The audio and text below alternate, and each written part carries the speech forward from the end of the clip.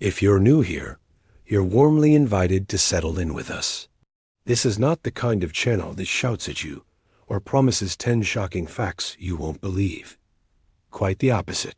Here, the pace is slow, the tone is quiet, and the subject is, well, something you probably didn't expect to help you fall asleep. Tonight, we are talking about medieval taxes. Now, before you sigh or click away in search of something livelier, consider this. Taxes are the invisible threads that stitch the entire medieval world together. Knights rode into battle because peasants paid their dues. Cathedrals rose stone by stone, funded by tithes. Kings declared wars and then declared extra taxes to pay for them. Behind the grand stories of history lies this quieter truth. Someone always had to foot the bill. Usually, it wasn't the king. So as you listen tonight, imagine yourself in a small medieval village. The air smells of wood smoke and damp earth. Somewhere nearby, a rooster crows. You've worked hard to bring in the harvest, but before you bake your bread or brew your ale, you know a portion belongs elsewhere, to the church, to the Lord, to the king who claims you've never met him, but insists you owe him anyway. This was the steady rhythm of medieval life. Not dramatic, not glamorous. Just a constant background hum of obligation. A tax for the bridge, a tax for the market, a tax for the right to grind your grain at the Lord's mill.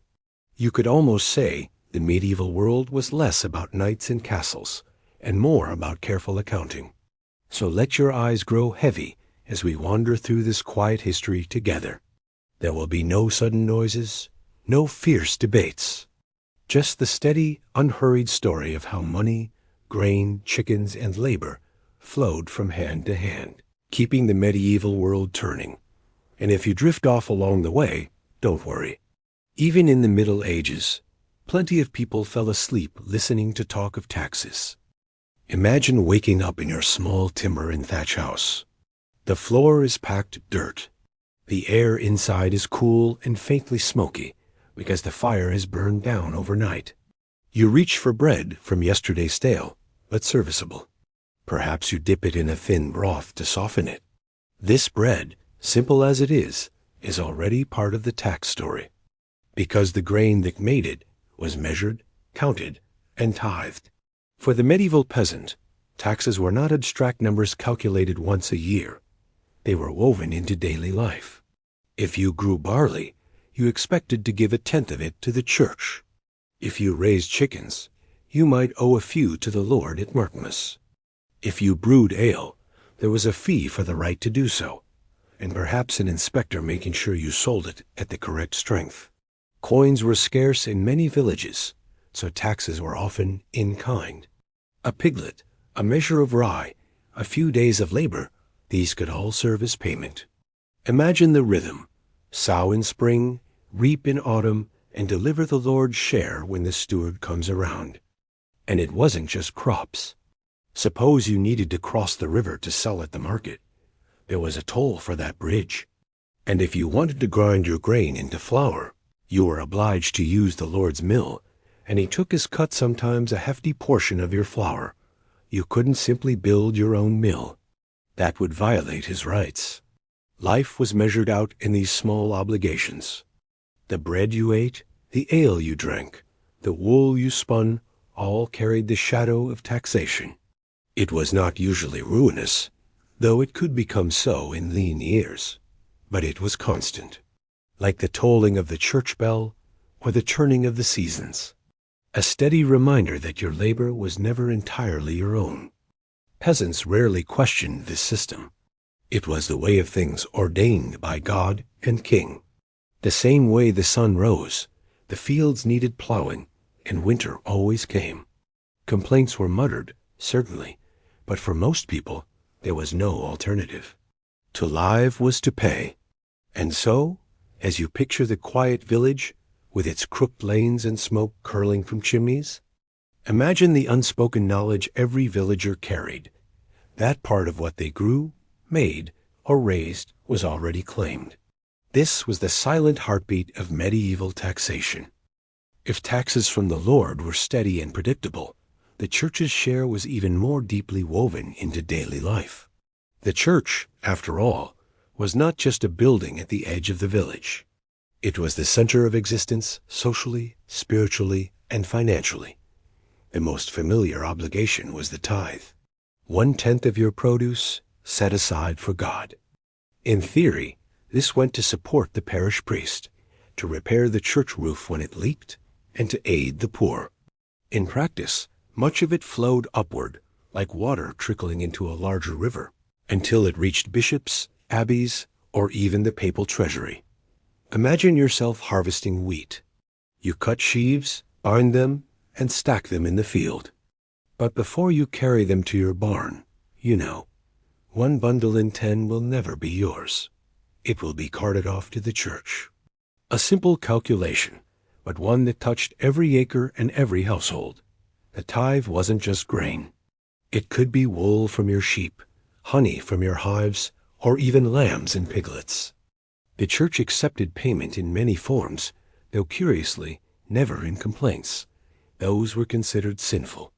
And just as the Lord had a steward, the church had tithe collectors, who ensured the divine portion was not forgotten. Offerings were another steady stream. Candles for the altar. Coins dropped into a box. Perhaps a chicken given at Easter, or eggs at Pentecost. These were voluntary, at least in theory. In practice, not giving was noticed. And in a community where everyone's actions were visible, being noticed could be uncomfortable. And then there were indulgences. These were a different kind of tax, not on your crops, but on your soul. A payment to reduce time in purgatory. At first, indulgences were modest, small gestures linked to acts of devotion. But over time, they grew into a complex financial system, promising eternal benefit in exchange for very earthly coin. Some found comfort in them, others skepticism. But few refused. After all, the stakes were infinite. The church, unlike the Lord, claimed a higher justification. Its taxes were not merely for defense or for keeping roads open. They were for the salvation of souls. You could argue with a steward about how much grain was fair, but how could you argue with eternity? Still, not all was grim. The church did provide.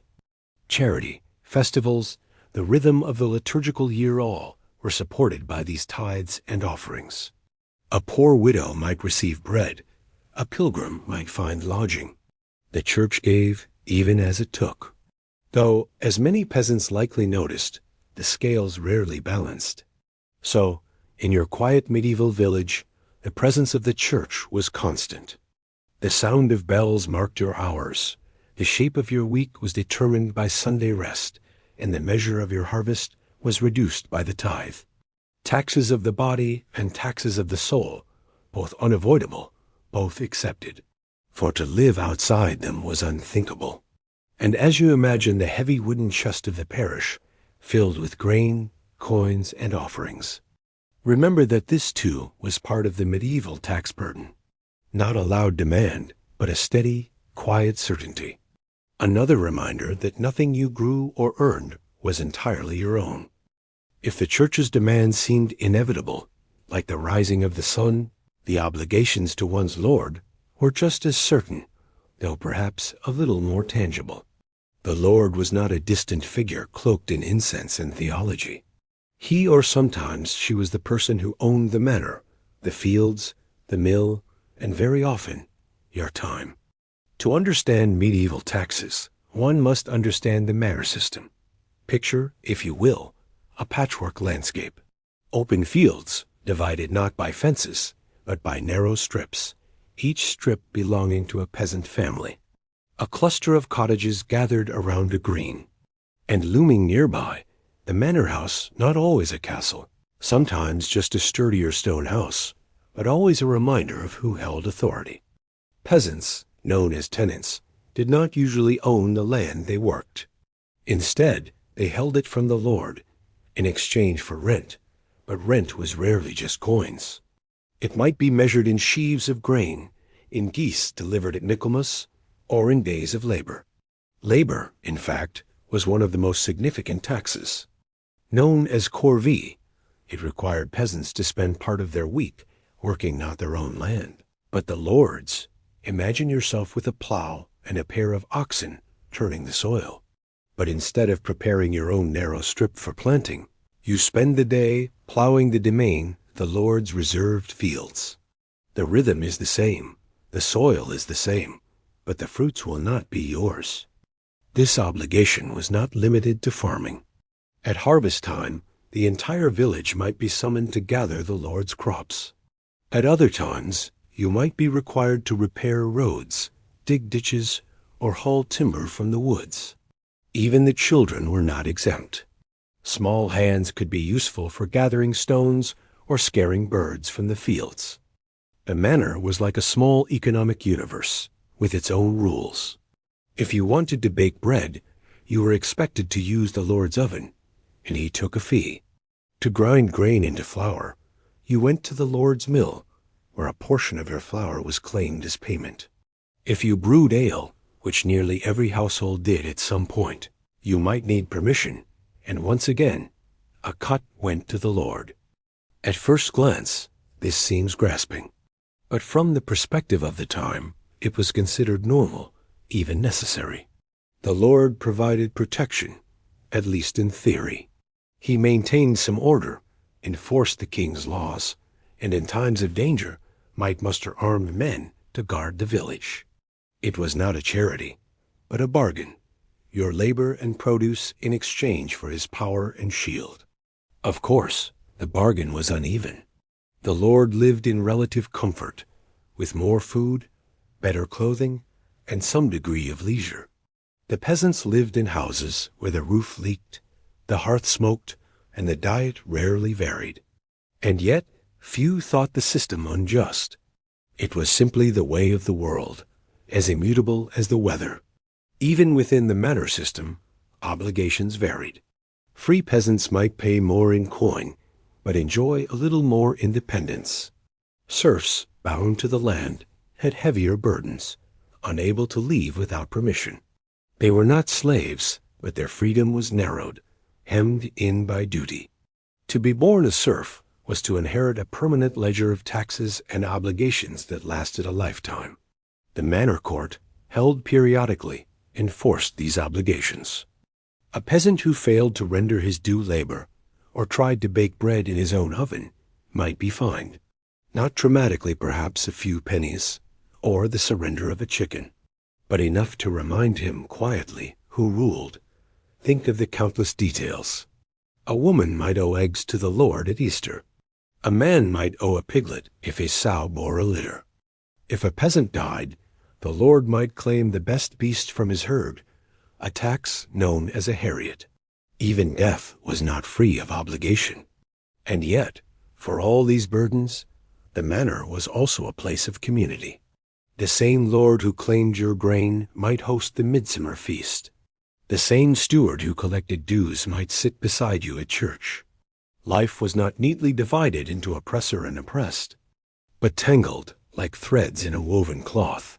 So as you imagine the manor, see it not only as a place of dues and obligations, but also as the stage on which daily life unfolded. Children ran through the lanes, women gossiped as they spun wool, men joked as they labored in the fields. The obligations were heavy, yes, but they were also ordinary, woven into the rhythm of living. The peasants likely grumbled, of course. Perhaps they cursed the miller under their breath for taking too much flour, or muttered about the steward's greed, but rebellion was rare.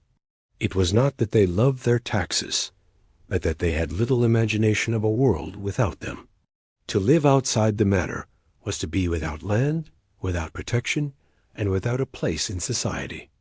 And so, year after year, generation after generation, peasants bent to the soil, paid their dues, and fulfilled their obligations. Their lives were shaped not only by the weather and the harvest, but by the constant, quiet pull of the manor system. The Lord might change, the king might die, but the taxes remained. If you let your mind wander now, picture the sound of a mill wheel turning, the creak of oxen harnesses, the murmur of voices in the fields. Behind it all, hear the quiet arithmetic of obligation. This portion for you, this portion for the Lord. That was the logic of the medieval manor, steady, relentless, and accepted. When you think of taxes today, you probably imagine numbers on a screen, or paper forms filled with digits and calculations, coins and banknotes, or perhaps electronic transfers. But in the Middle Ages, money was often scarce. In many villages, a person could go weeks, even months, without handling a single coin, which meant that taxation had to take other forms. The solution was simple, if not always convenient: taxes in kind. Taxes in kind were payments made not with currency, but with goods. A bushel of wheat, a sack of oats, a dozen eggs, a young goat, or a fattened goose. To modern ears, it sounds rustic, even quaint. But in practice, it was the bedrock of medieval finance. When lords or churches collected dues, they wanted tangible, useful things. Grain could be eaten or sold. Wool could be spun and woven. Livestock could provide meat, milk, or leather. Imagine a village at harvest time. The air is sharp with the smell of cut straw, the fields golden and buzzing with insects. Each household gathers its crop, stacking sheaves in neat rows. But before storing them in their barns, a portion is carried to the tithe barn. These barns, often large stone or timber buildings, stood as physical monuments to obligation. Inside, one could see piles of grain, sacks of beans, or bundles of flax, each one a fragment of someone's livelihood, surrendered as tax. And it wasn't only grain.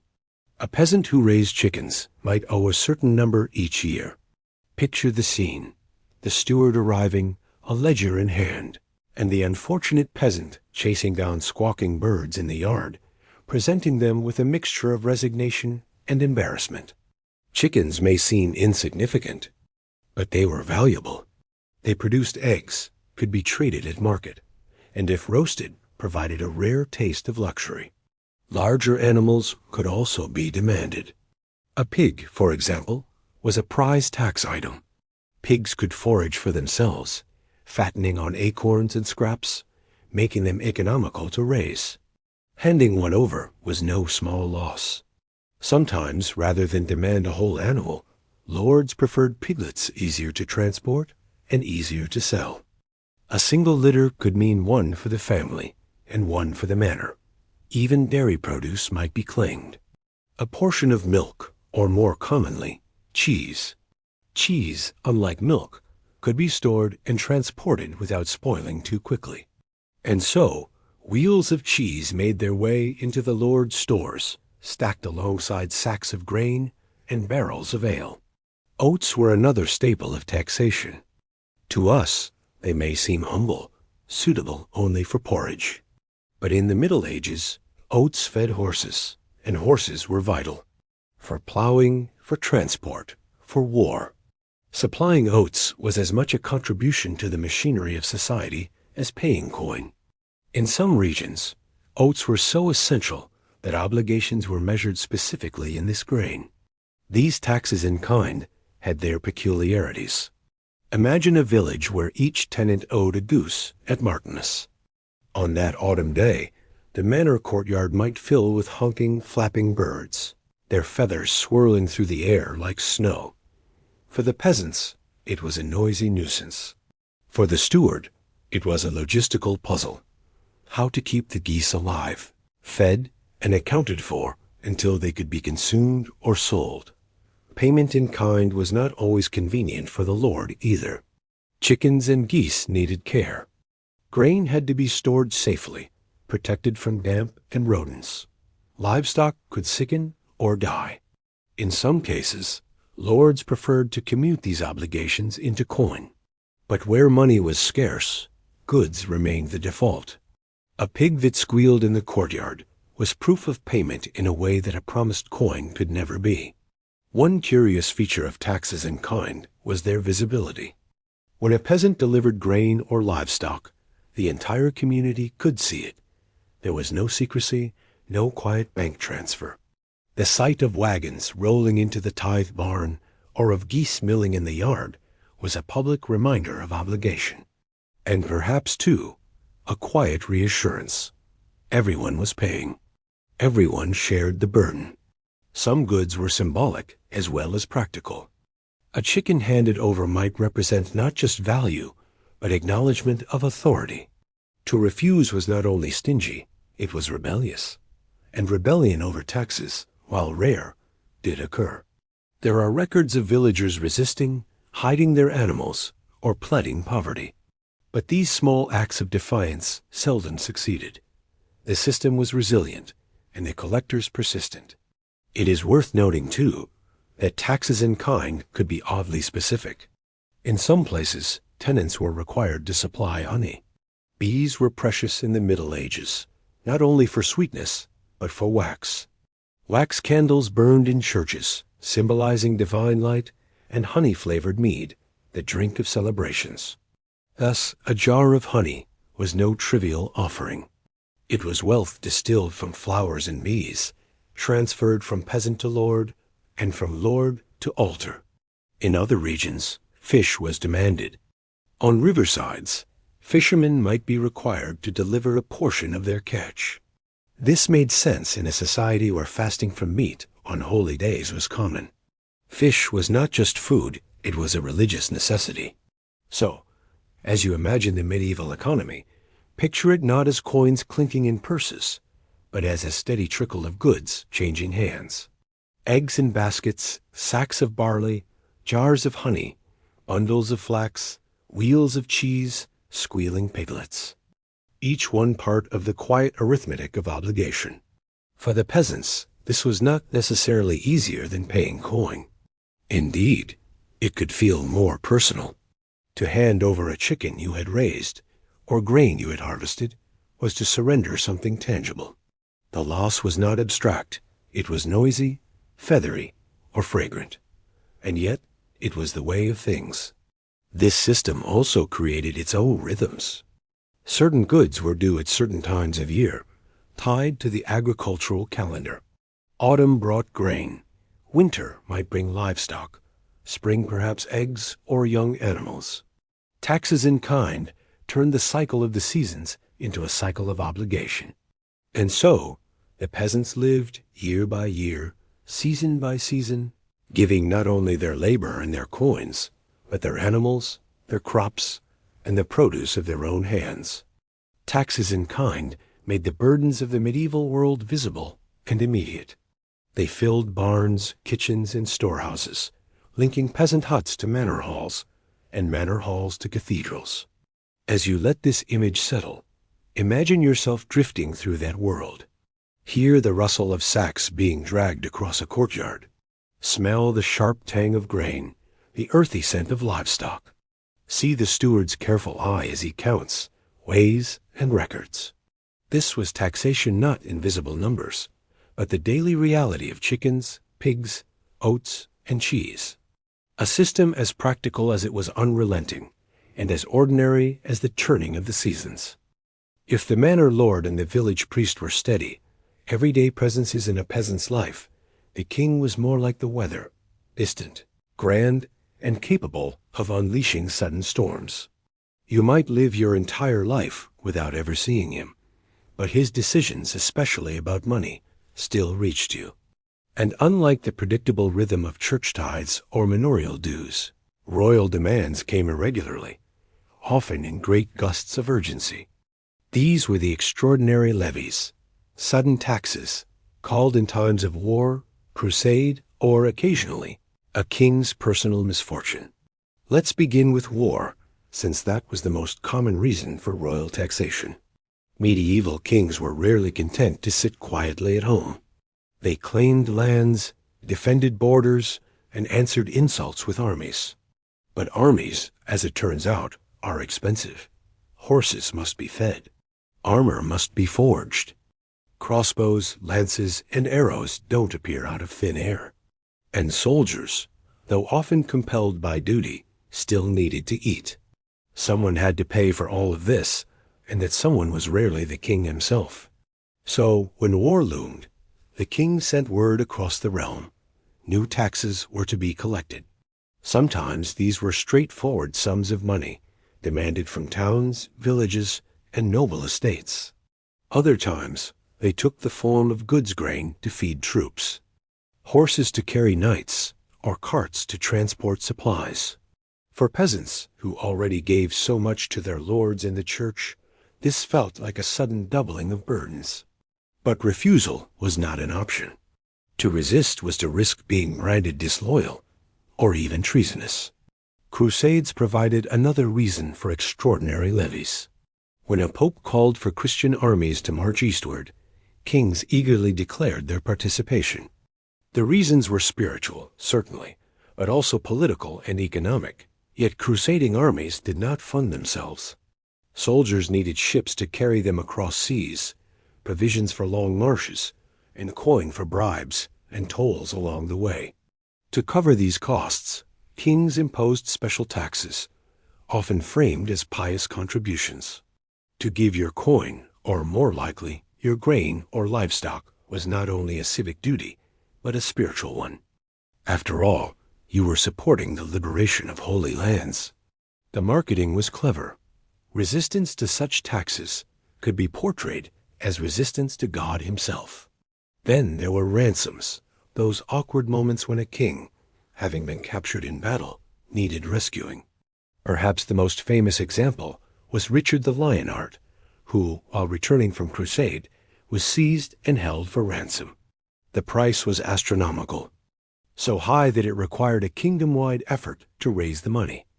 Every household felt the weight of his captivity. Villagers who had never seen Richard, and who perhaps cared little for his adventures abroad, nonetheless found themselves handing over resources to buy him back. It was not optional. The king was the kingdom, and to ransom him was to ransom the whole realm. The justification for these extraordinary levies was always framed in lofty terms: defense of the realm, glory of the crown, protection of the faith. Kings were skilled at reminding their subjects that their safety and salvation were bound to his success. Whether the threat was a neighboring kingdom, an infidel abroad, or simply the humiliation of a monarch in chains, the people were told that contributing was both their duty and their honor. The collection process itself was never simple. Unlike the tithe, which had centuries of tradition, royal levies had to be negotiated. Kings often needed the approval of councils, parliaments, or assemblies of nobles. These gatherings were not always eager to agree. Nobles, after all, had their own treasuries to protect. Yet, over time, kings developed methods of persuasion, promises of privileges, threats of force, or appeals to loyalty. When agreement was finally reached, collectors fanned out across the kingdom to gather what was owed. For towns, this might mean a sudden increase in tolls or market fees. For villages, it meant yet another portion of the harvest carted away. For individuals, it might mean the surrender of a horse, a weapon, or even service in the king's army. The king's needs rippled downward, touching every corner of society. And while extraordinary levies were irregular, they were also relentless. The Middle Ages were not a time of peace and stability, but of frequent conflicts, dynastic quarrels, and ambitious rulers. Wars might be fought abroad in France, or closer to home across disputed borders. Crusades might be called once, and again, and again. The ransoms, though rare, were so costly that they drained treasuries for years. Each time, new demands arrived, and each time, peasants and townsfolk sighed and complied. Imagine being a villager in such a time. You have already set aside grain for the tithe, delivered chickens to the steward, and spent 3 days repairing the Lord's roads. Now, a royal messenger arrives with news. More is required. The king prepares for war, and you must contribute. The sum is not negotiable. Your village joins with others, pooling resources to meet the demand. Perhaps you mutter under your breath. Perhaps you exchange knowing looks with your neighbors.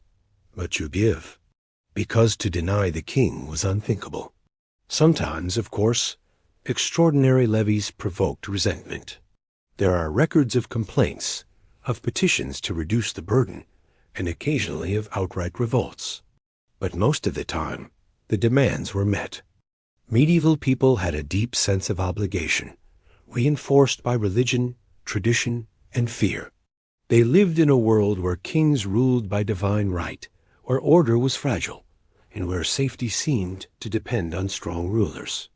To pay was, in its way, to believe in the system. For the king, these levies were not just practical, they were political. A ruler who could successfully demand and collect extraordinary taxes demonstrated his strength. A ruler who failed revealed weakness and might invite rebellion or invasion. The flow of grain, coin, and animals into the royal coffers was a measure of loyalty, as much as of wealth. And so, extraordinary levies became part of the medieval rhythm, less regular than the tithe or the corvée, but no less real.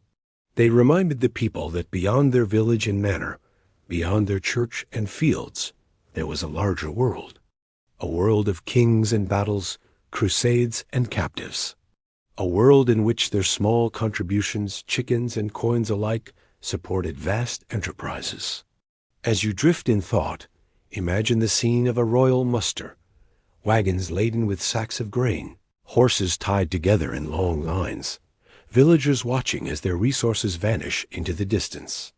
Somewhere, perhaps hundreds of miles away, knights would ride into battle, or ships would sail for distant shores. And at the heart of it all lay the peasants' quiet contributions, gathered through extraordinary levies, transformed into the currency of war and ambition. If you've ever wondered how kings managed to convince their weary subjects to hand over yet another portion of their already small wealth, the answer lies in three overlapping justifications. The first was divine right, the belief that the king ruled by God's will, and therefore his demands were not merely political, but spiritual. The second was defense, the argument that the realm was constantly under threat, and only with proper funding could the king protect his people. And the third, perhaps less practical but equally persuasive, was pageantry, the idea that a splendid king was a powerful king, and therefore a source of pride and safety for his subjects. Let's start with divine right. In the medieval imagination, kingship was sacred. To sit upon the throne was not simply to lead armies and administer justice. It was to embody the will of God on earth. Coronation ceremonies made this clear. Kings were anointed with holy oil, blessed by bishops, and invested with symbols of authority that carried not just political weight, but religious significance.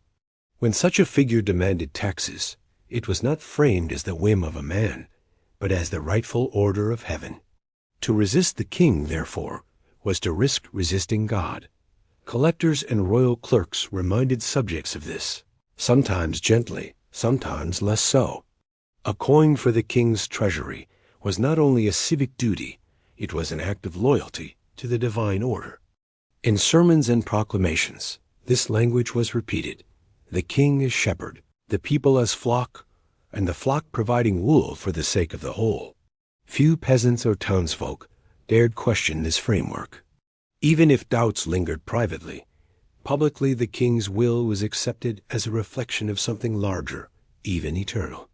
Next came defense, the most practical of justifications. Medieval Europe was not a quiet place. Borders shifted, castles bristled, and rival lords eyed one another with suspicion. To fund armies, fortifications, and fleets, kings needed resources. And so, they told their people, "These taxes are for your protection. Without them, your villages will burn, your crops will be seized, your children carried off." It was not an idle warning.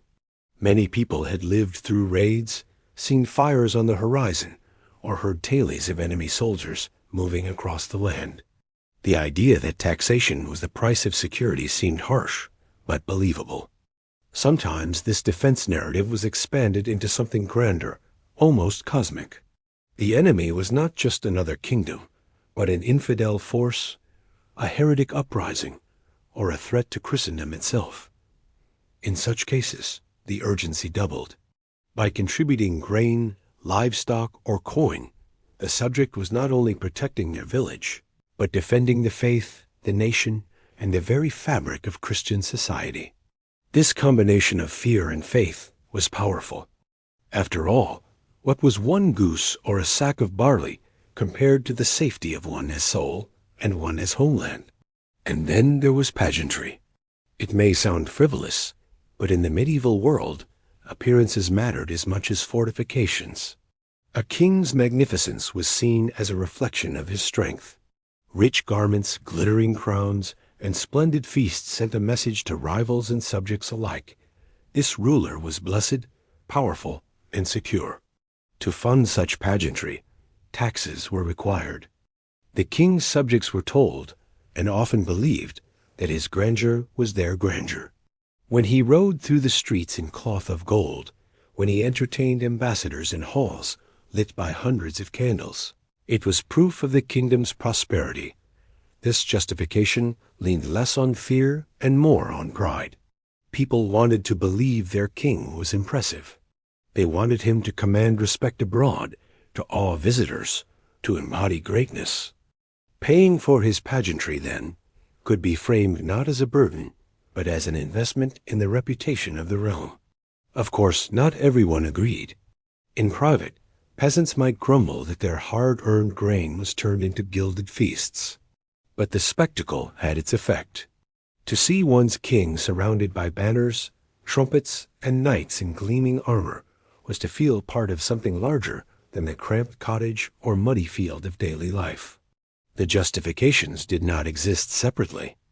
A tax might be framed simultaneously as a defense levy, a sacred duty, and an opportunity for royal display.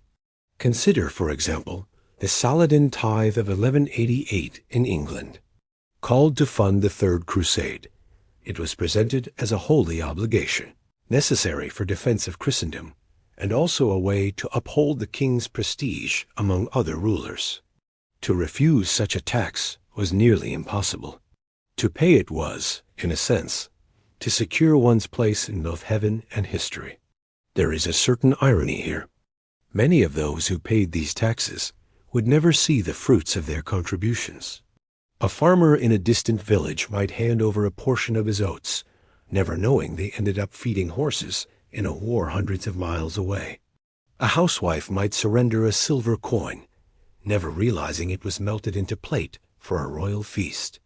Yet, through the justifications of divine right, defense, and pageantry, these sacrifices felt, if not fair, at least meaningful. Kings and their officials understood this psychology. They issued charters, held councils, and sent out messengers with carefully crafted words. Collectors, too, used these justifications in their rounds. Imagine a royal officer arriving at a village, parchment in hand, declaring that the levy was not just demanded by the king, but blessed by the church, necessary for protection and in service of the realm's honor. What peasant, however skeptical, would dare to resist? Of course, skepticism did exist. Records show complaints, petitions, even satirical songs mocking royal extravagance. But open defiance was rare. The justifications were too strong, the power imbalance too great. And besides, for most peasants, there was little choice. One could hand over the goose or risk fines, confiscation, even violence. Resistance was impractical, and so compliance became habit. If you imagine yourself in that time, think of how persuasive these arguments might have been. You stand in a village square, listening to the steward. He speaks of enemies across the border, of the king's sacred duty, of the glory of the realm. You know that you will have less bread this winter, or that your pig pen will feel emptier. And yet, the weight of tradition, faith, and fear presses you into compliance. You sigh, you nod, you pay. And in the quiet that follows, as the carts of grain creak away and the steward departs, life returns to its rhythm. Fields still need plowing, children still need feeding, and the sun still sets. The king's justification may have been lofty, but for the peasant, the tax was just another subtraction from daily life. The lofty reasons faded quickly. The missing chicken remained noticeable. Yet, in a way, these justifications worked not only to gather resources, but to maintain the illusion of unity. They tied the peasant's barley to the knight's horse, the villager's coin to the king's banquet, the ordinary to the extraordinary. Divine right, defense, pageantry, each a thread, woven together, making taxation seem not only necessary, but inevitable. So, when we think of medieval taxation, we must not imagine only cold demands. We must imagine words, symbols, and spectacles. A crown lifted high, a sermon declaring duty, a parade of knights shimmering in sunlight, all designed to persuade, to reassure, and to remind. Taxes were not merely collected, they were justified, wrapped in the language of God, safety, and pride. And thus, the king's coffers filled, not because his people were eager to pay, but because they were convinced, or perhaps resigned, that to pay was part of the order of things. The justification became as important as the levy itself. Without it, the system might crack. With it, the burden continued, steady and unbroken. If kings were the distant thunderclouds and lords the steady rain, then tax collectors were the raindrops that actually landed on your head. They were the ones who came into villages, looked into barns, counted chickens, and weighed sacks of grain. Their presence was both ordinary and dreaded. For while people understood the necessity of taxation, no one particularly liked the person who showed up to enforce it. The reputation of tax collectors was rarely flattering. In records, poems, and even sermons, they are portrayed as greedy, harsh, and sometimes corrupt. One can almost imagine the collective groan of a village when word spread that the king's officers were approaching. Dogs bark, children whisper, and adults glance at their small piles of grain, wondering if they will be deemed sufficient. Yet, tax collectors were not villains in the eyes of their employers. To kings and lords, they were indispensable. Someone had to keep the accounts balanced. Someone had to gather the dues. In a world without spreadsheets or online forms, this work required persistence, memory, and often a thick skin. A good collector was both feared and respected by his masters for his efficiency, and by villagers for his power to make their lives more difficult. The methods varied. Some collectors were meticulous, carrying lists of households and carefully checking off payments. Others relied on memory or reputation. If your family had always delivered 3 sacks of barley, they expected 3 again, whether or not the harvest had been poor. Disputes inevitably arose. A villager might insist he had already paid, or that his fields had yielded little. The collector, with the weight of the lord or king behind him, usually won the argument. Payment could be in coin, if you had it, but more often it was in kind. Imagine the collector in your cottage, standing at the threshold, sniffing the air for the scent of freshly baked bread or smoked meat. He is not there to share a meal, but to remind you that part of your food, your animals, your labor, belongs elsewhere. You hand over a chicken, feathers fluttering as it is tucked under his arm. Perhaps he writes it down in a ledger, or perhaps he simply nods. Either way, it is recorded not only in ink, but in memory. Sometimes, collectors were accompanied by guards or servants, especially in regions where resentment ran high. After all, walking away with other people's goods was not a safe occupation. Villagers might mutter insults, or worse. In a few cases, collectors were attacked, their goods seized back by angry mobs.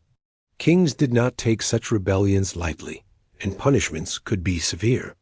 But the fact that resistance occurred at all shows how deep the resentment ran.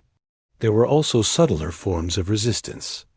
Villagers might hide livestock, smuggle grain into neighboring parishes, or plead poverty with exaggerated gestures. Collectors were not easily fooled, but they could be bribed. A side of bacon, a pouch of coins, or even the promise of future loyalty might soften their assessment. Thus, the collector's reputation for corruption grew. Not all were dishonest, but enough where that suspicion became universal. Towns faced their own version of this. Urban tax collectors dealt with tolls, customs, and licenses. Merchants grumbled that fees were too high, that the weights and measures used by collectors were rigged. Some collectors skimmed from the top, pocketing a portion before delivering the rest to the crown. Kings occasionally cracked down on such corruption, but just as often looked the other way, so long as the bulk of the revenue arrived on time. The danger of the profession was not only physical, but social. A collector was rarely beloved in his own community. Even if he was a neighbor or distant relative, his role placed him on the other side of the equation. He became, in the eyes of others, an extension of authority, a reminder of obligation. Friendships could sour, gossip could sting, and invitations to communal feasts might quietly disappear. To be a tax collector was to live in a permanent state of suspicion, tolerated but never warmly embraced. And yet, it was not a lowly position. Collectors often enjoyed a degree of wealth and security. They handled money and goods, which meant opportunities for enrichment. They worked closely with lords and kings, which gave them influence. In some cases, a successful collector might rise in status, moving from village duties to regional administration, or even into royal service. The job may have been despised by the people, but it was valued by those in power. The image of the tax collector also made its way into culture. In biblical stories, tax collectors were often depicted as sinners, an association that lingered in medieval Europe.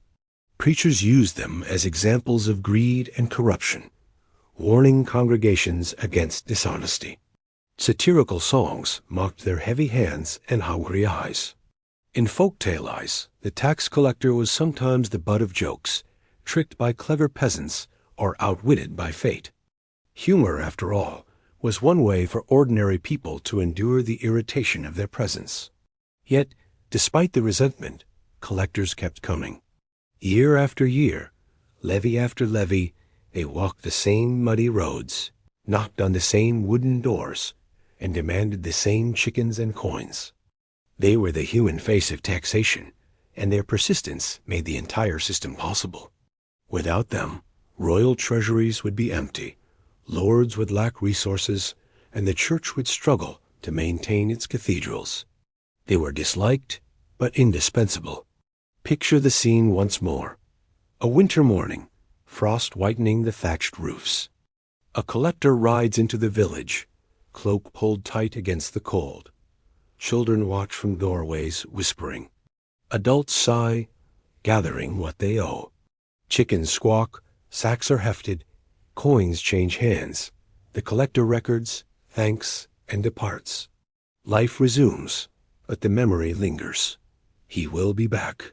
For the peasants, tax collectors were a necessary irritation. Like lice or damp floors unpleasant, but part of life. For kings and lords, they were loyal instruments, the gears that turned obligation into wealth. And for history, they remain symbols of an eternal truth. No one likes the person who takes, even if the taking keeps the kingdom running. It is one thing to grumble in private, mutter at the steward, or slip a chicken out of sight when the collector comes. It is another to take up arms, march on towns, or storm castles. Yet at intervals throughout the Middle Ages, taxation pushed people from weary compliance into rebellion. These uprisings, though sometimes short-lived, reveal the deep tension at the heart of medieval society, that while taxation was accepted as necessary, there were limits to what people would endure. One of the most famous examples occurred in England in the year 1381, known to history as the Peasants' Revolt. The immediate trigger was a new poll tax, a flat-rate tax levied on every adult, regardless of wealth. For peasants who lived on the edge of subsistence, this was crushing. Imagine owing the same sum as a wealthy merchant in London or a minor noble. It felt not only burdensome, but profoundly unfair. Tensions had already been simmering, fueled by decades of war expenses. Rising expectations after the Black Death and resentment of corrupt officials. The poll tax was the spark. Villagers refused to pay, collectors were driven away, and soon mobs gathered. Armed not with gleaming swords, but with farm tools, sticks, and whatever weapons they could muster, peasants and townsfolk marched toward London. Their anger was not vague, it was directed. They demanded an end to serfdom, fairer taxation, and the removal of corrupt advisers. For a brief moment, it seemed as though the established order might crumble. Rebels entered London, destroyed tax records, and confronted the young King Richard II. The king, barely 14, met them in a dramatic encounter at Mile End. Promises were made, charters were offered, and the crowds dispersed. But when their leader, Wat Tyler, was killed in a skirmish, the revolt collapsed. The promises were revoked, punishments were swift, and life returned to its old patterns.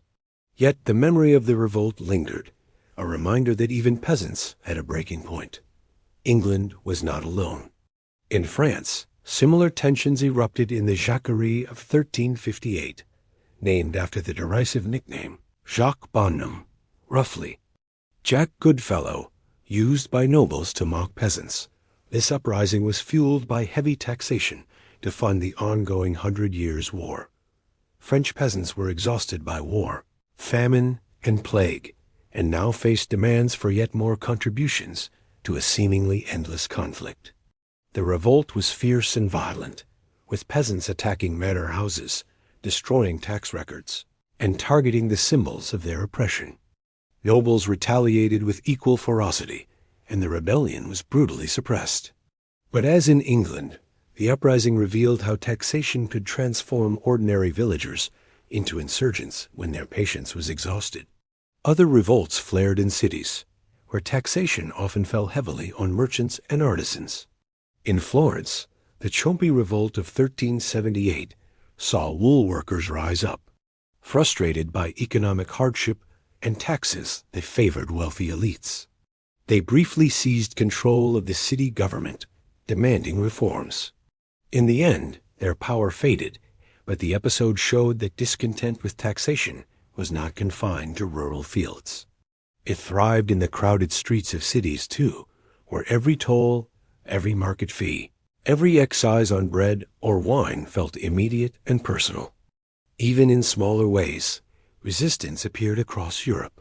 In Castile, in the Low Countries, in the German principalities, there were countless local uprisings, small villages banding together to resist collectors, towns staging protests against royal levies, nobles themselves occasionally rebelling when they felt their privileges threatened.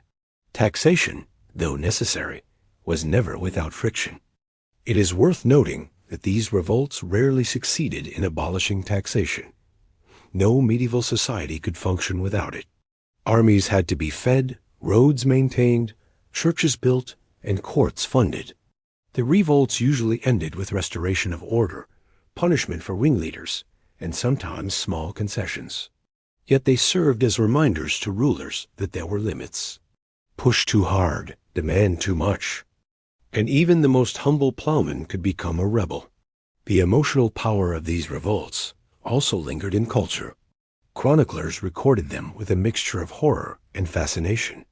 To elites, they were shocking demonstrations of disorder, the natural order turned upside down.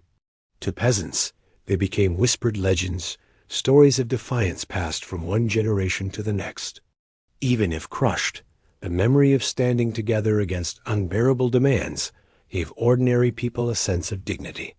If you let your mind drift now, imagine the scene of such a revolt not as a dramatic clash of armies, but as a swelling of ordinary life.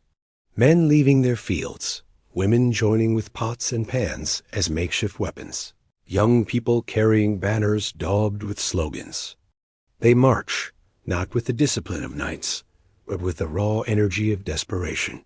They chant, they shout, they burn tax records, and for a moment the world tilts.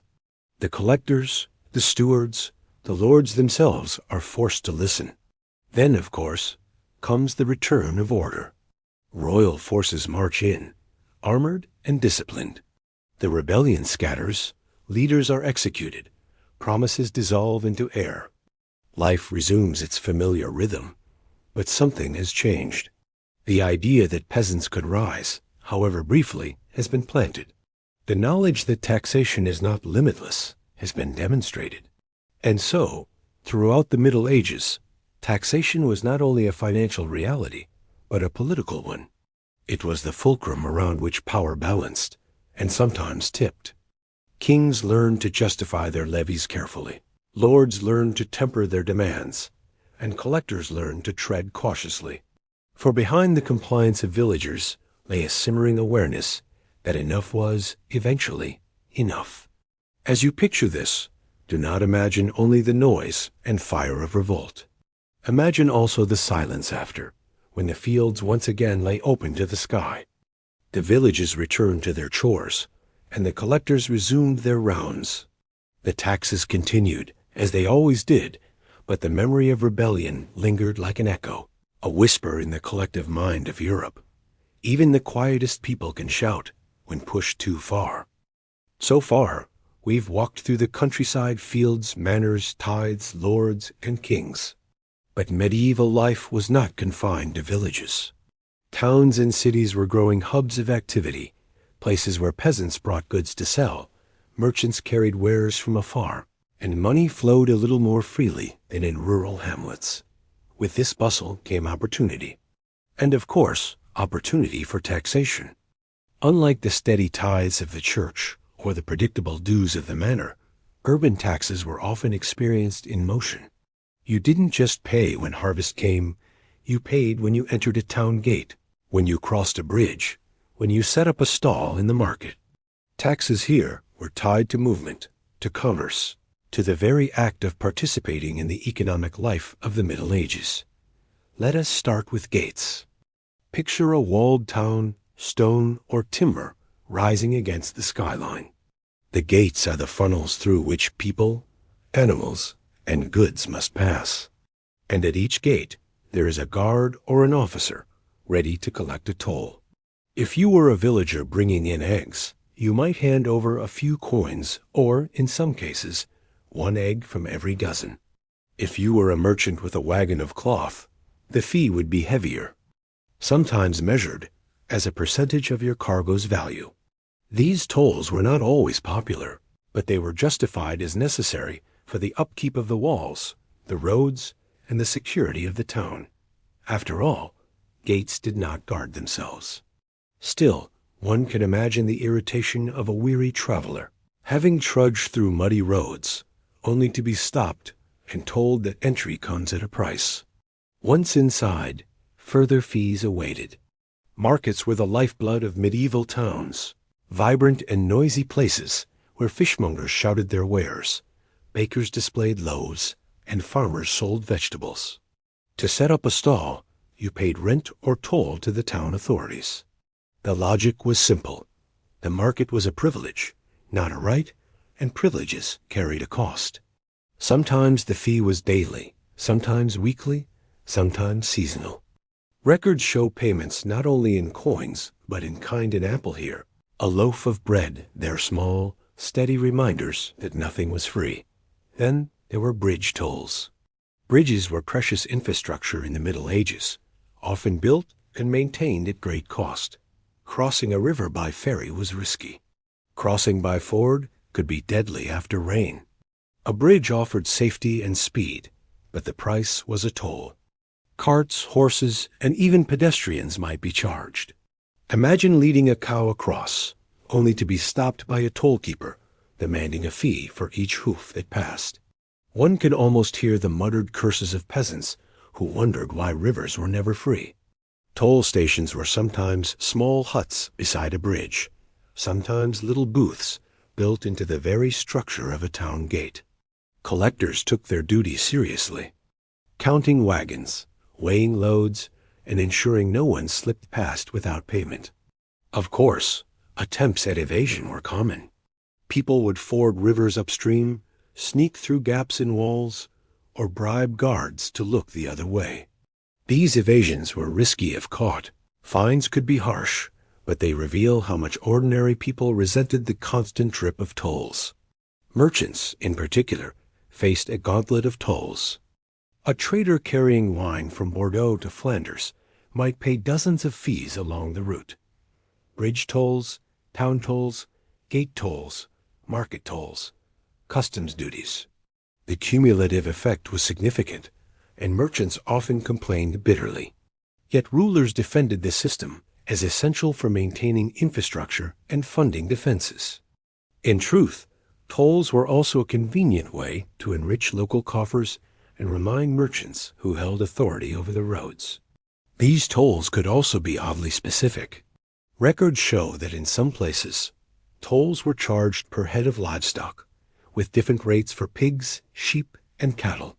In others, they were calculated by the type of goods: a barrel of ale, a sack of flour, a bolt of cloth. Even fish could be taxed differently, depending on the species. Eels, curiously popular in medieval diets, sometimes carried their own rate.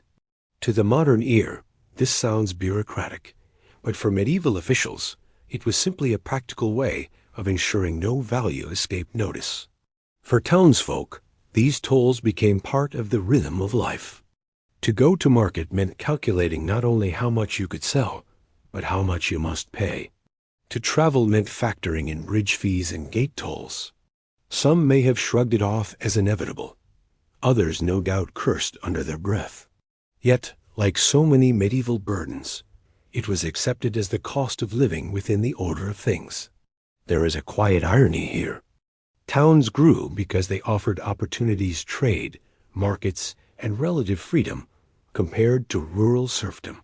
Yet with growth in the multiplication of taxes, freedom from the manor's corvée did not mean freedom from tolls. It simply meant exchanging one form of obligation for another. Instead of giving eggs to the Lord Steward, you gave them to the town collector. Progress, perhaps, but progress measured in coins and chickens. As you let this image settle in your mind, picture the sensory details of a medieval market day. The air smells of fish and fresh bread, of hay and dung. The sound of traders calling, children laughing, animals bleating fills your ears. Somewhere near the gate, a collector waits patiently, a small chest at his side, a tally stick in his hand. Every wagon that passes, every sack of oats that enters, is marked, measured, and taxed. The market thrives, but only because its tolls and fees fuel the town's treasury.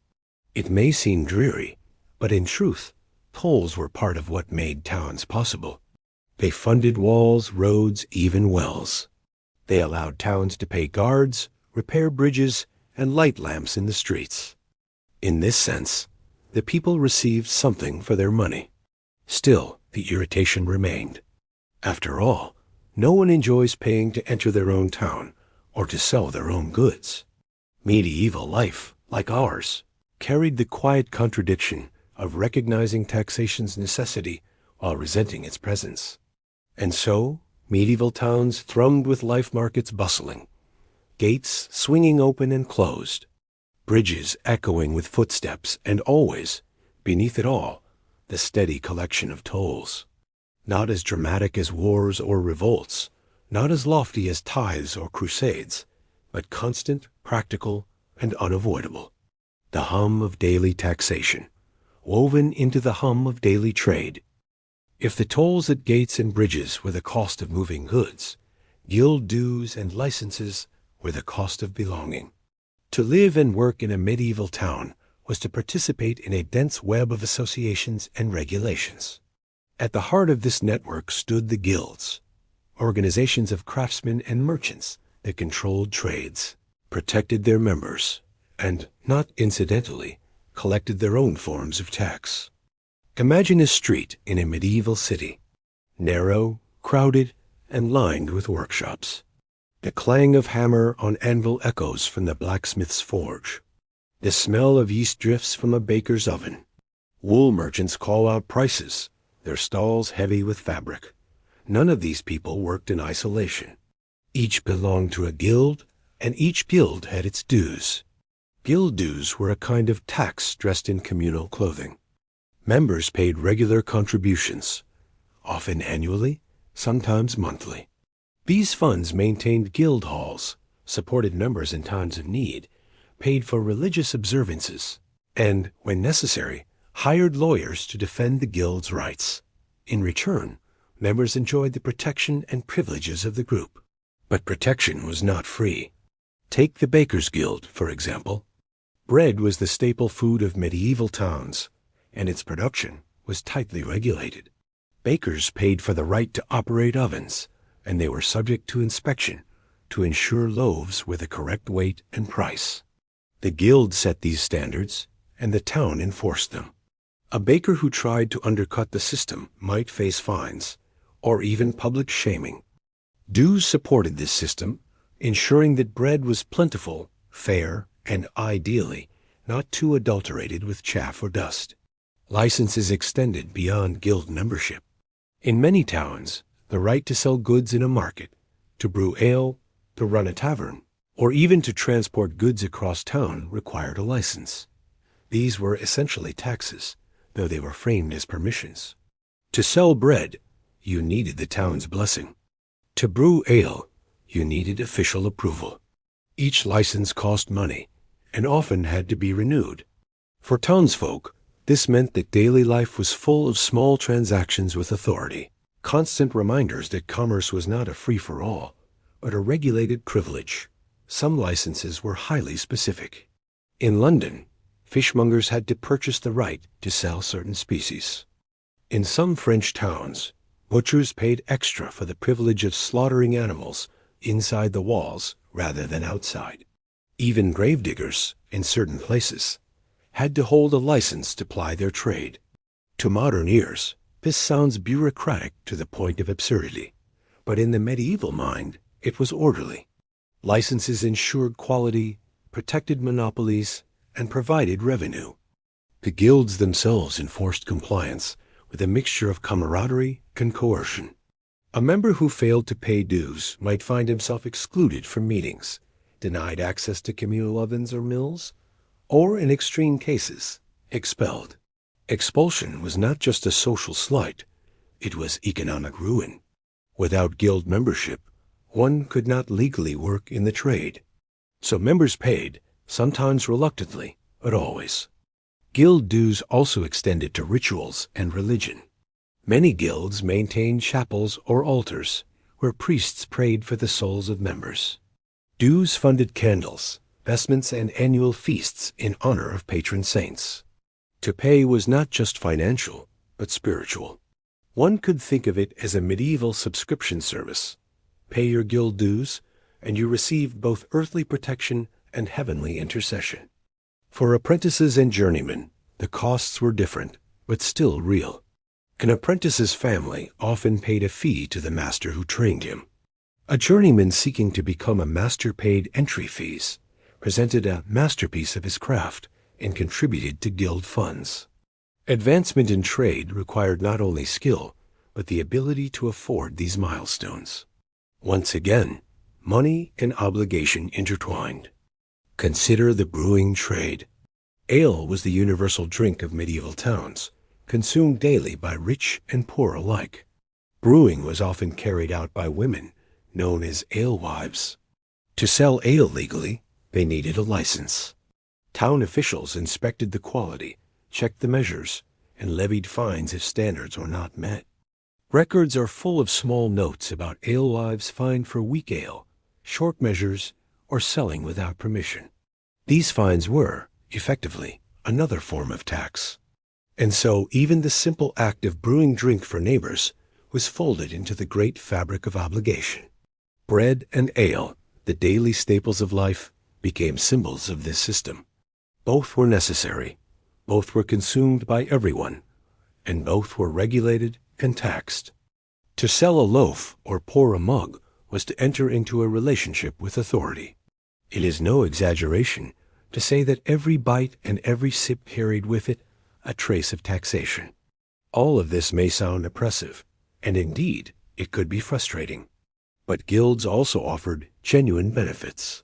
They protected members from outside competition, ensured standards, and provided support in hard times. A sick craftsman might receive aid, a widow might be granted assistance, an orphan might be apprenticed. In this sense, dues were not simply extracted, they were recycled into a form of social security. Of course, how generous that support was dependent greatly on the guild's wealth and leadership.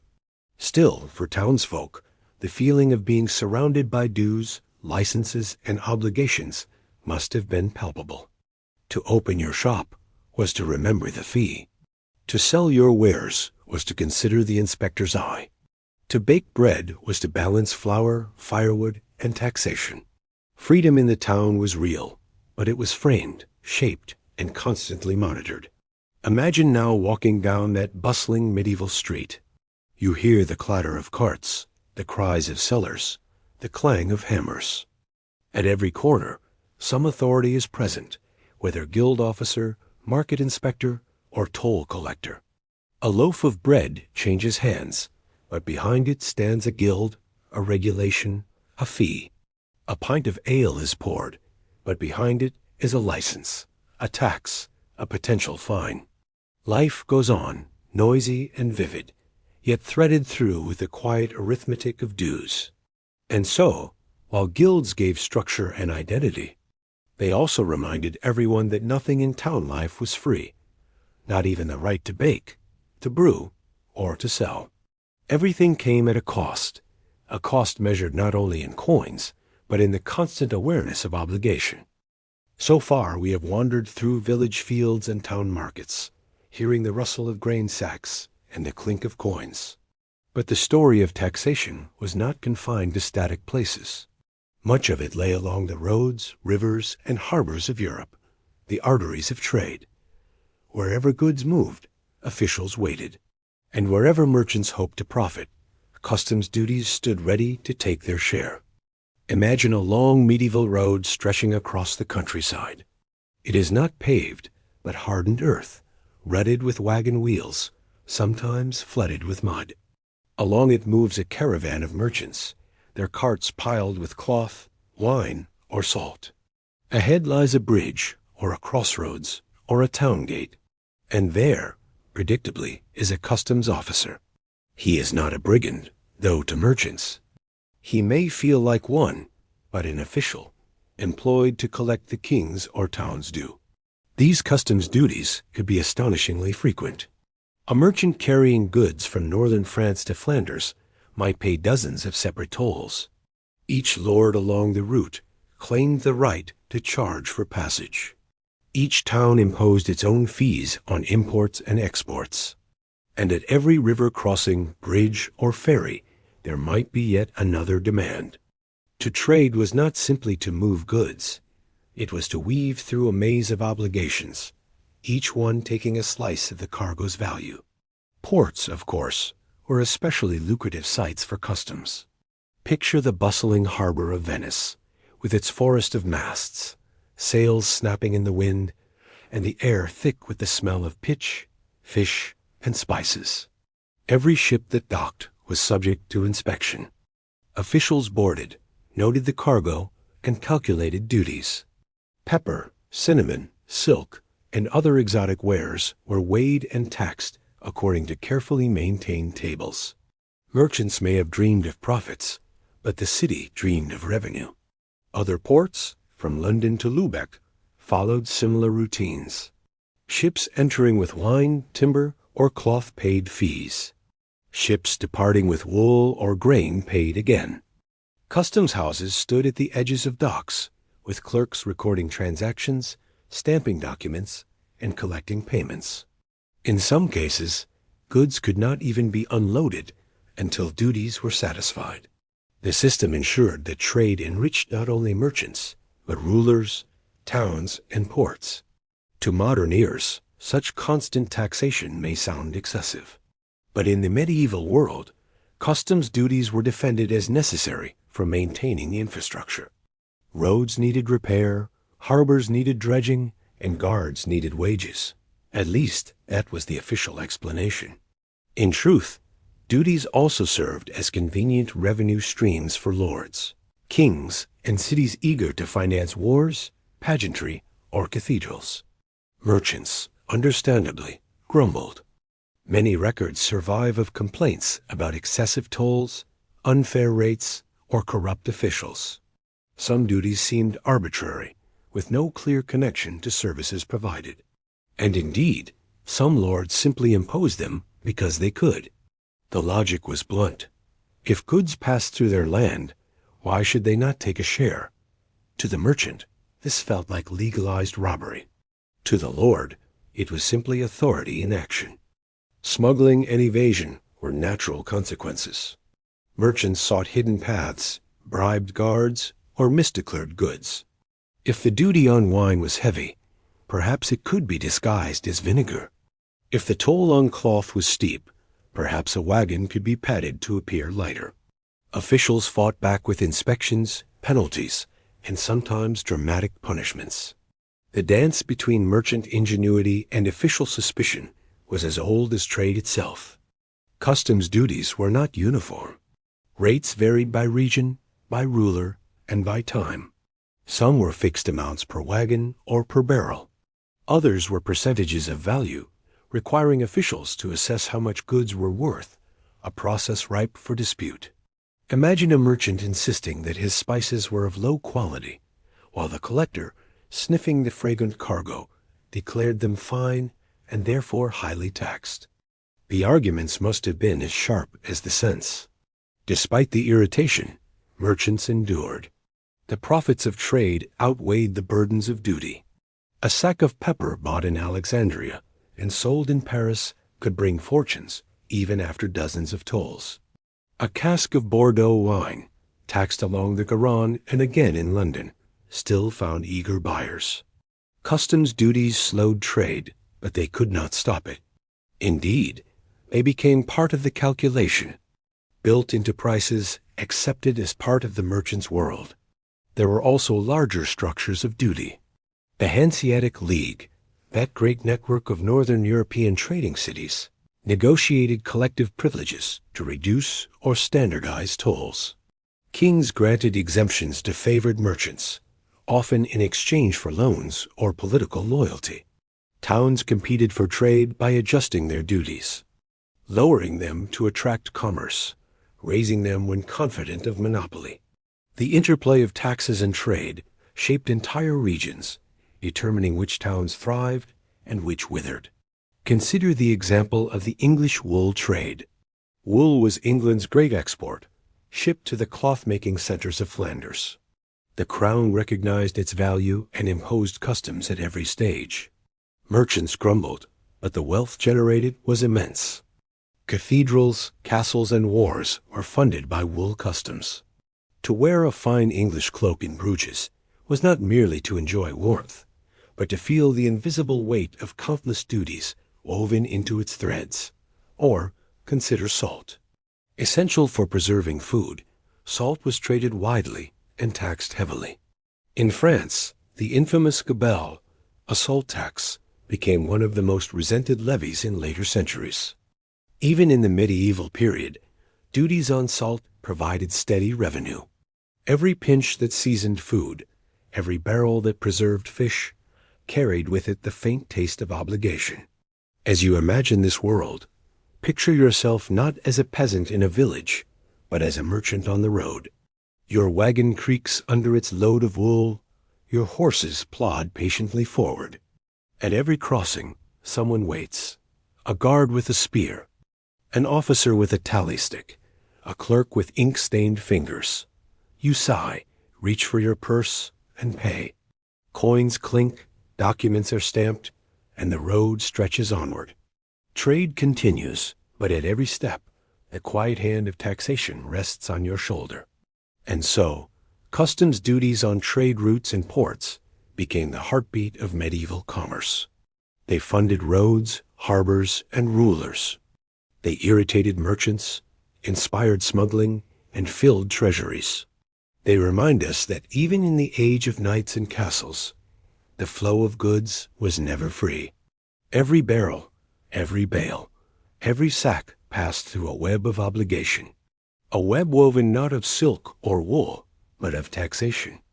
If tolls, dues, and customs duties were the steady drip of taxation in medieval towns, resentment was the steady murmur that followed. Not explosive anger, usually, though we've seen how revolt sometimes flared, but a quieter, more enduring irritation. The kind of weary sigh you let out when asked to pay for something you already thought was yours. Medieval towns were alive with such sighs, though they were often expressed in mutters, jokes, or discreet evasions rather than outright refusal. Urban people, unlike peasants tied to the manor, often had a sharper sense of their rights. Towns enjoyed charters, privileges granted by kings or lords, and citizens took pride in these liberties. They could elect councils, regulate markets, and administer justice. Yet even with such autonomy, taxes were inescapable. And so, a peculiar tension arose. Townsfolk felt both proud of their independence and constantly nettled by the small obligations imposed at every corner. Complaints about market tolls were especially common.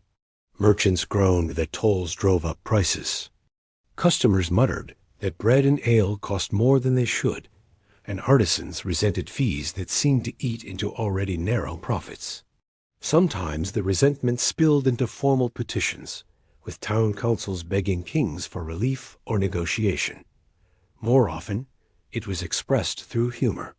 Satirical poems and songs mocked officials who weighed loaves too carefully, or toll-keepers who demanded coin for every sheep's hoof that touched a bridge.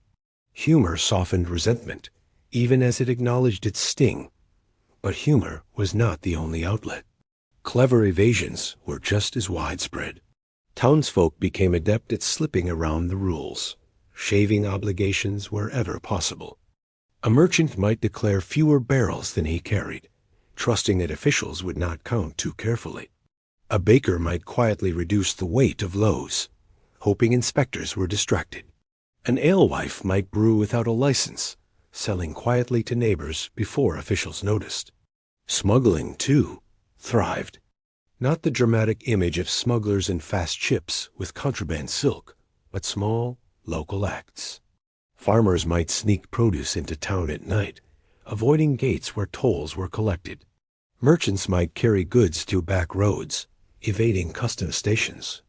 Children were sometimes enlisted as couriers, darting through alleys with baskets of untaxed goods. In a world where every movement carried a fee, ingenuity was simply another tool of survival.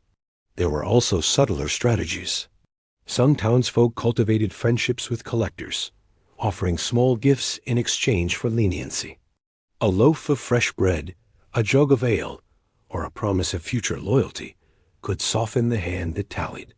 Others hid goods in plain sight: sacks of wool covered with straw, barrels of wine labeled as vinegar, or fine cloth tucked beneath rougher layers. Officials were not fools, of course, but corruption and fatigue dulled vigilance.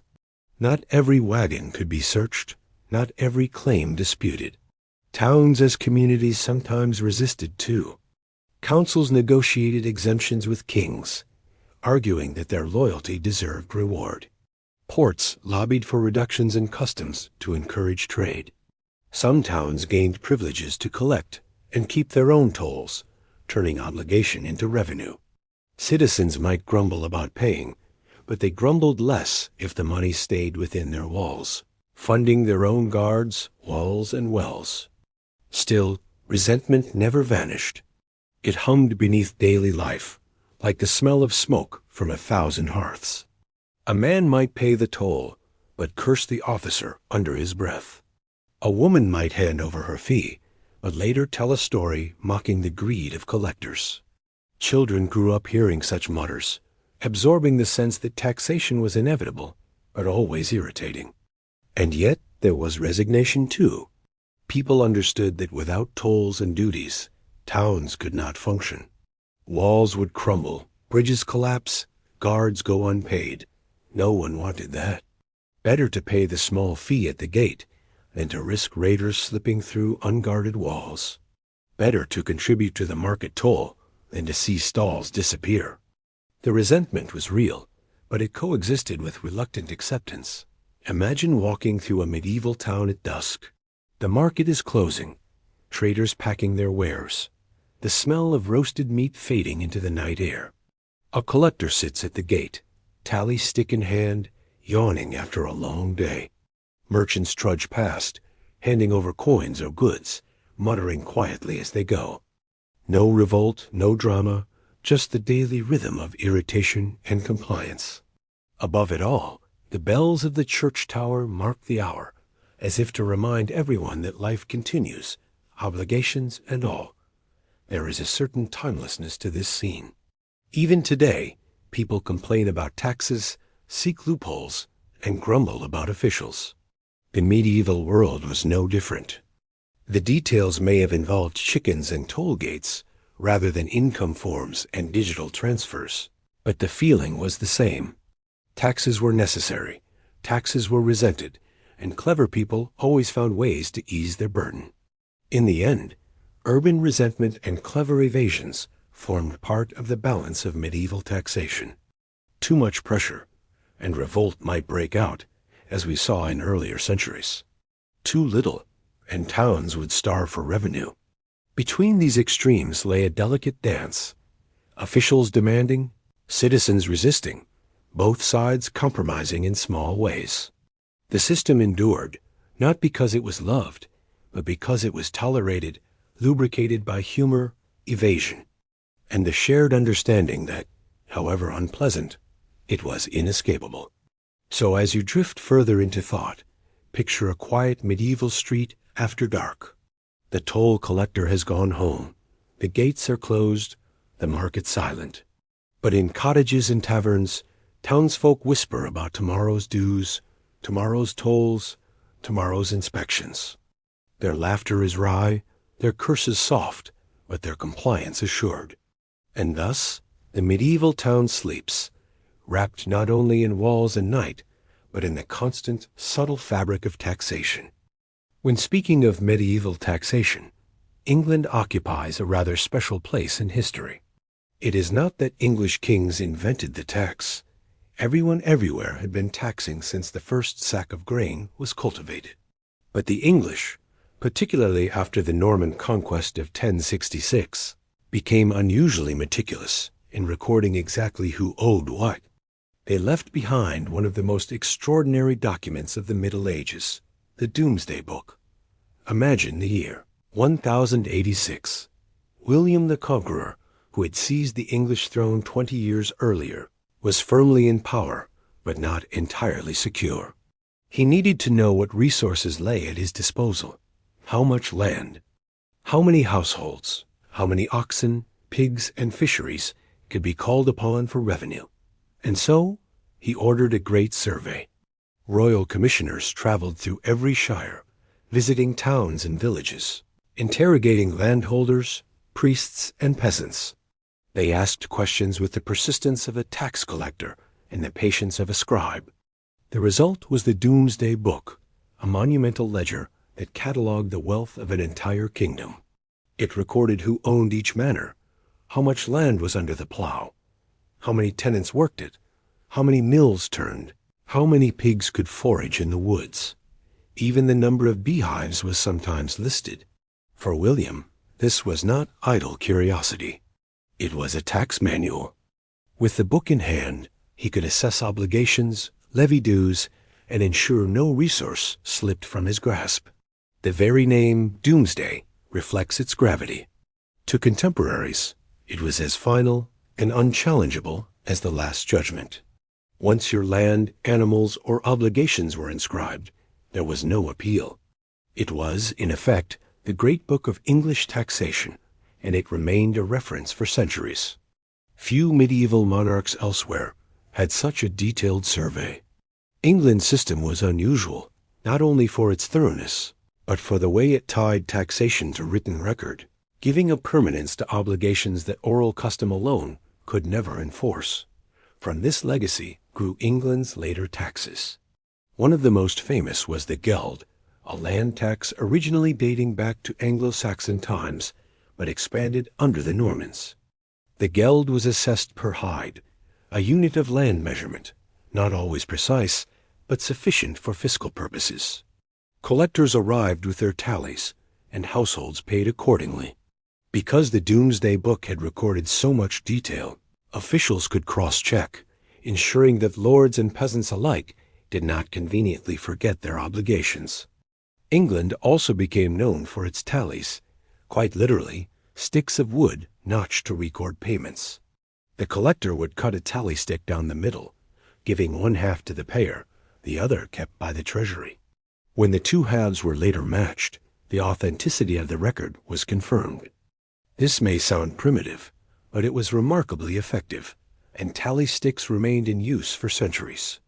They turned the abstraction of tax into something tangible, a physical reminder of what had been paid and what remained owed.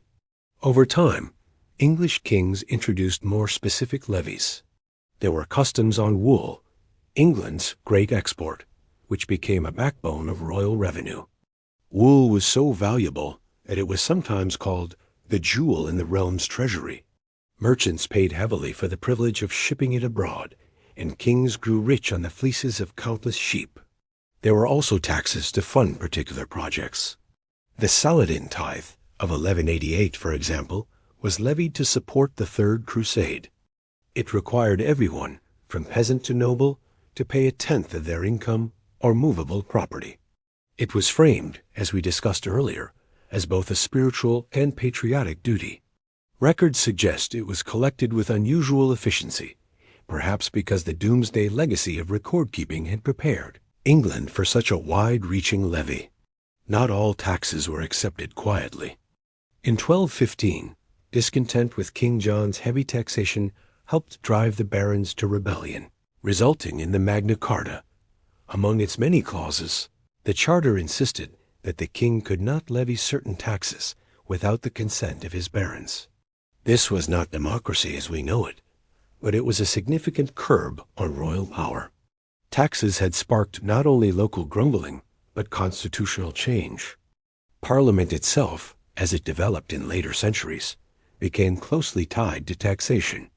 Kings summoned assemblies of nobles, clergy, and eventually commoners, not merely to debate laws, but to grant taxes. England's system thus moved from royal decree toward negotiated consent, however limited. The echoes of this arrangement linger in modern systems, where parliaments and congresses still hold the power of the purse. The ordinary people of England, of course, felt these developments less as constitutional milestones and more as continued obligations. Whether it was geld, wool customs, or the dreaded poll tax of 1381, taxes still meant handing over grain, coin, or animals. The memory of doomsday, though, added a special flavor. People knew the king had records. Their land was inscribed, their dues known, their obligations written in what seemed eternal ink. To resist was not only futile, but almost blasphemous, as if denying judgment itself. Imagine, then, standing in an English village centuries after William's survey. A collector arrives, tally stick in hand, his knowledge bolstered by written record. He knows how many hides of land your manor holds, how many mills churn by the stream, how many sheep graze on the hillside. There is little room for evasion. You pay, you sigh, and life continues. The Doomsday Legacy was thus not only about one book in 1 year. It was about the principle it established, that the wealth of the realm could be catalogued, measured, and taxed. It gave England a uniquely structured system, admired by some, dreaded by others, but always efficient. While elsewhere in Europe obligations might be muddled in custom, memory, or negotiation, in England they were inscribed, recorded, and enforced. As you let this picture settle, imagine the quiet rustle of parchment, the careful scratching of quills, the solid thump of a tally stick on a wooden table. These were the sounds of taxation as much as the clink of coins.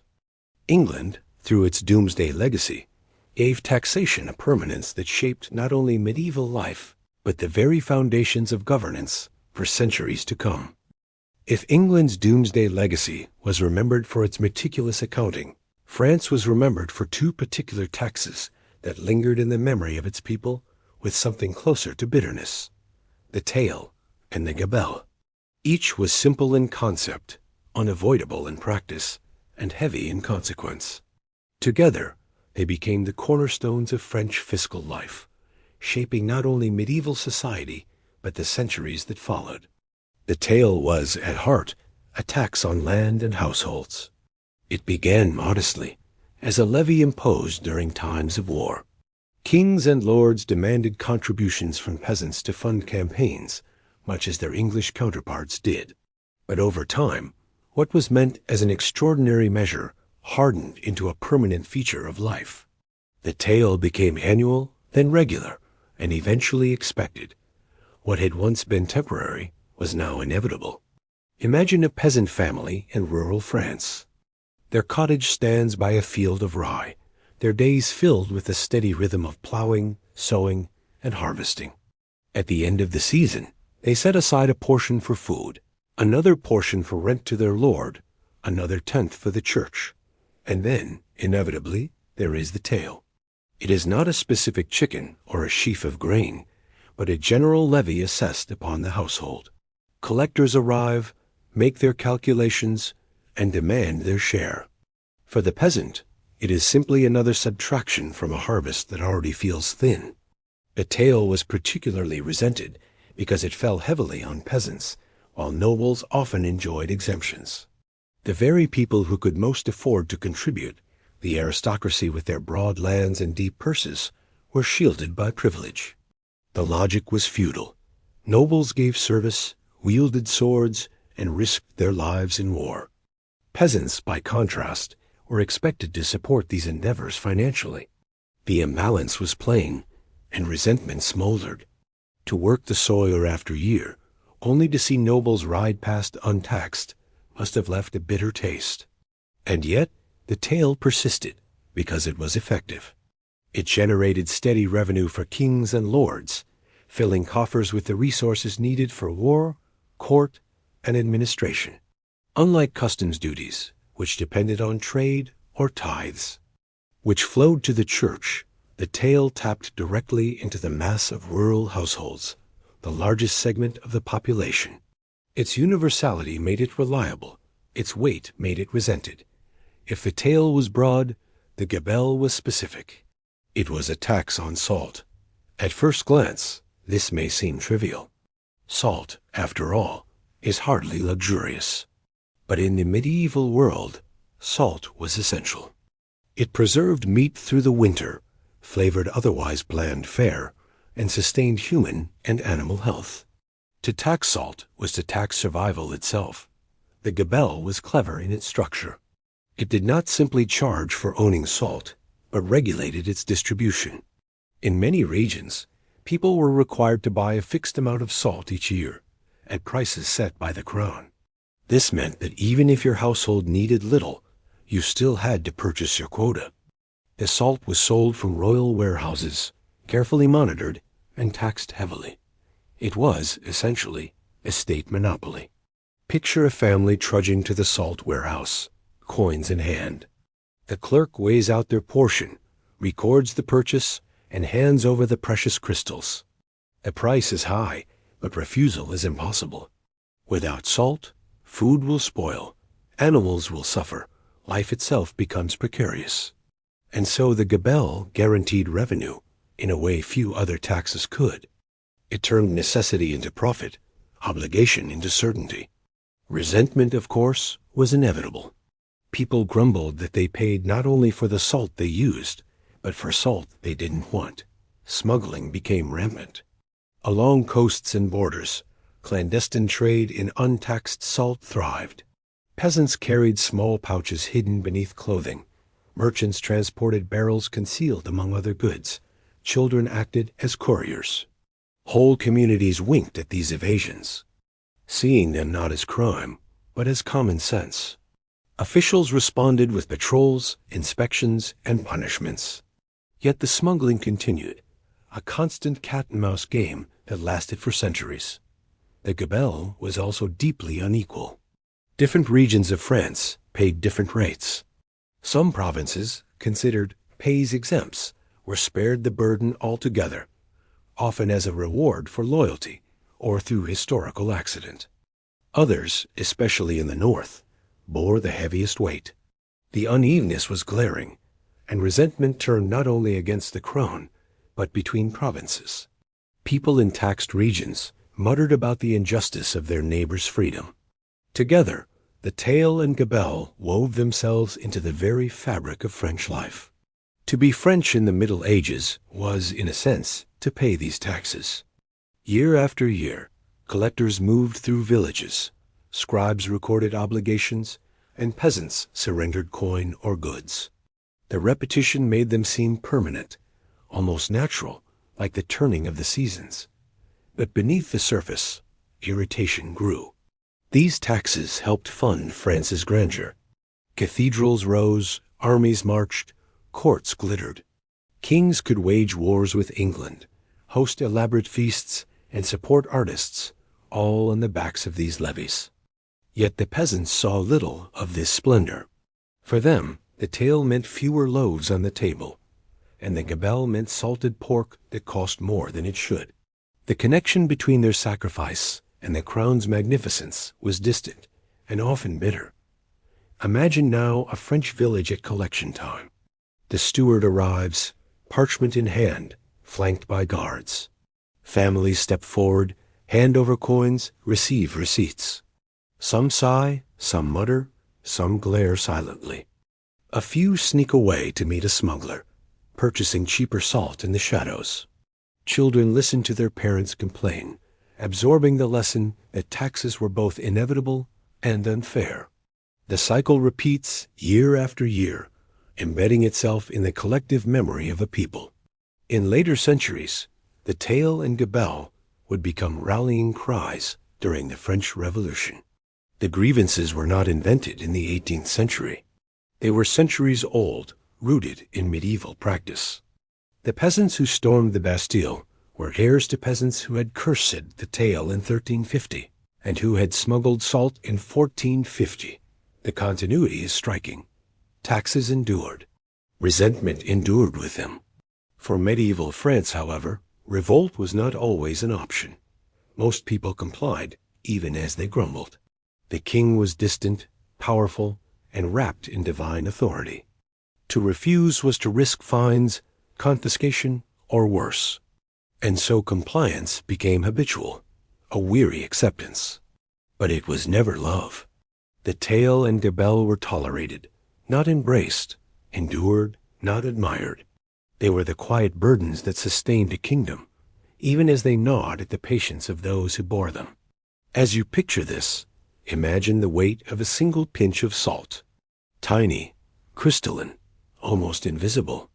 Yet in medieval France, it carried the weight of obligation, resentment, and history. Imagine a field of rye, golden in the sun. Behind its beauty lies the tally of the taille, the subtraction of harvest turned into revenue. France's medieval taxes were not abstract. They were embodied in every loaf, every barrel, every salted cut of meat.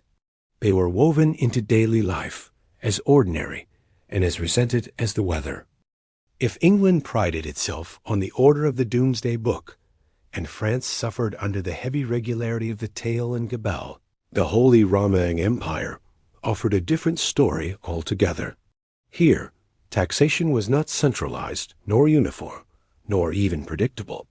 Instead, it reflected the political reality of the empire itself. A patchwork of duchies, bishoprics, free cities, and tiny lordships, each with its own customs, privileges, and obligations.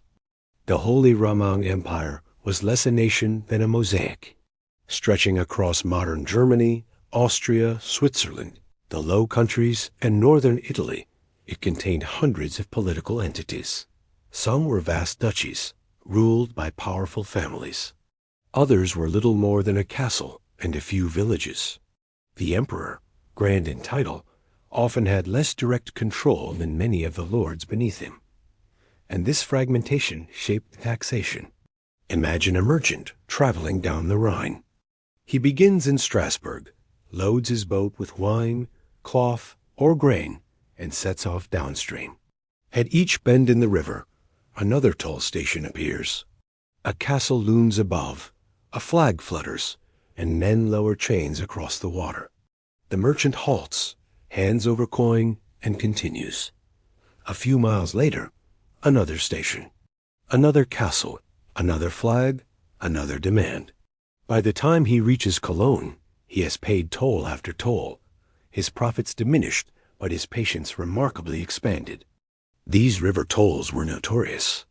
Technically, many were legal, sanctioned by imperial authority or ancient custom. But many more were dubious.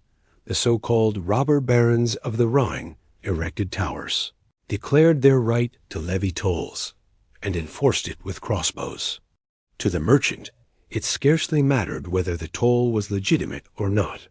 The choice was simple: pay or face armed men on the riverbank. On land, the story was similar. Each territory had its own taxes, dues on land, fees at markets, tolls on bridges. Villages paid rents to local lords. Towns collected levies to maintain their walls. Bishops demanded contributions for cathedrals and crusades. There was no single system, no universal tax, like France's tale. Instead, obligations varied from valley to valley, from hilltop to hilltop. A traveler might pay one set of dues in Swabia, another entirely in Bavaria, and a third again in Saxony.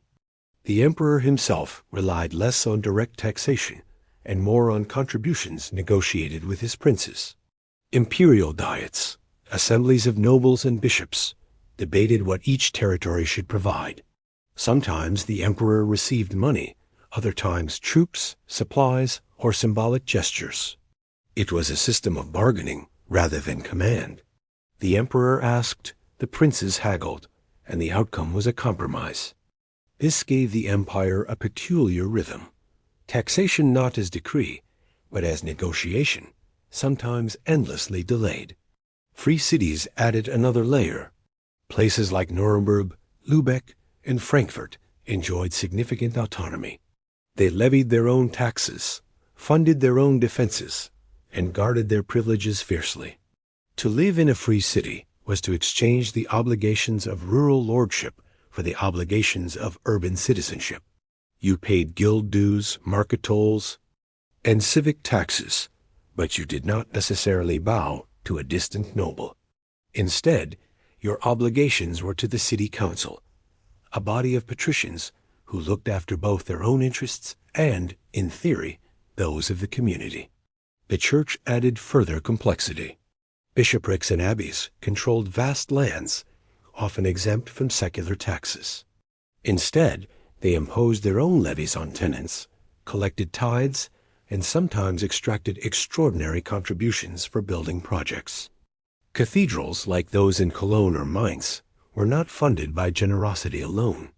Behind their soaring spires lay centuries of steady, unavoidable taxation. A peasant living in ecclesiastical territory might feel less pressure from a duke, but no less from a bishop. The result of all this was confusion. Records from the empire are full of disputes about who owed what to whom. Villagers complained they were taxed twice for the same land, once by a local noble, once by a bishop. Merchants grumbled that tolls were inconsistent, sometimes demanded in coin, sometimes in kind, sometimes both. Even nobles argued among themselves, their overlapping claims producing endless lawsuits and occasionally skirmishes. Yet within this patchwork, people adapted. They learned the rhythms of local demands, calculated routes to minimize tolls, and formed alliances to defend privileges. The Hanseatic League, that great network of northern trading cities, emerged in part as a response to this complexity. By banding together, cities negotiated exemptions, reduced duties, and protected their merchants from the endless toll stations of feudal lords. Collective bargaining became a survival strategy in a fragmented fiscal landscape. One might imagine resentment was as universal as in France or England, but it took a different form. In the empire, anger was often directed less at taxation itself and more at its chaos and arbitrariness. People longed for stability, for clarity, for consistency. To know exactly what you owed and to whom might have been preferable to the constant uncertainty. The patchwork produced not only financial burden, but also mental weariness. Picture yourself as a merchant in the empire. Your wagon creaks under its load of cloth. At each village, you must ask, who controls this land? The count? The bishop? The abbey? Each answer carries a fee. You sigh, pay, and move on. You keep a tally in your head, knowing that by the end of the journey your profits will be smaller, but your experience of local geography remarkably thorough. For in the empire, to trade was to learn a map of obligations. The emperor, for his part, often dreamed of centralizing revenue, of creating something like England's doomsday certainty or France's regular tale. But dreams are not the same as reality. The princes guarded their rights jealously, the cities their privileges, the church its exemptions. Attempts at reform usually dissolved in debate, and so the empire remained what it was, a quilt of taxes, stitched together from countless pieces, each jealously guarded, never quite aligned. And yet, this very patchwork gave the empire a resilience of its own. No single tax revolt could topple the whole, because there was no single system to revolt against. Discontent was localized, grievances particular. A village might riot against its abbey. A town might protest a toll. Merchants might curse a castle on the Rhine. But the empire as a whole carried on, its fiscal burdens dispersed, its complexities absorbed into daily life. So, as you picture the Holy Roman Empire, do not imagine a neat system or a uniform burden. Imagine instead a landscape dotted with castles, abbeys, and towns, each demanding its due. Imagine rivers crisscrossed with chains, roads punctuated by toll houses, markets regulated by local charters. Imagine merchants counting not only coins but obligations, as vital as wheels on their carts. It was a land where taxation was not a single law, but 1,000 customs, each small, each real, each part of the patchwork that defined the empire. And through it all, life continued. Fields were plowed, churches built, goods traded. People grumbled, evaded, and adapted. The empire endured, not because its taxation was efficient, but because it was accepted in all its bewildering variety. It was the fiscal reflection of the empire itself, sprawling, fragmented, confusing, and yet somehow enduring. If Northern Europe's taxes were heavy and sometimes chaotic, the Mediterranean presented a different picture. Here, trade was the lifeblood of society, flowing through seas rather than across muddy roads, and where trade flowed, tariffs followed. The Mediterranean world of Venice, Genoa, Pisa, and Constantinople thrived on commerce, but also thrived on the steady siphoning of revenue from that commerce. Let us begin with Venice, the so-called Queen of the Adriatic. By the late Middle Ages, Venice had become one of the richest cities in the world, its fortunes built on maritime trade.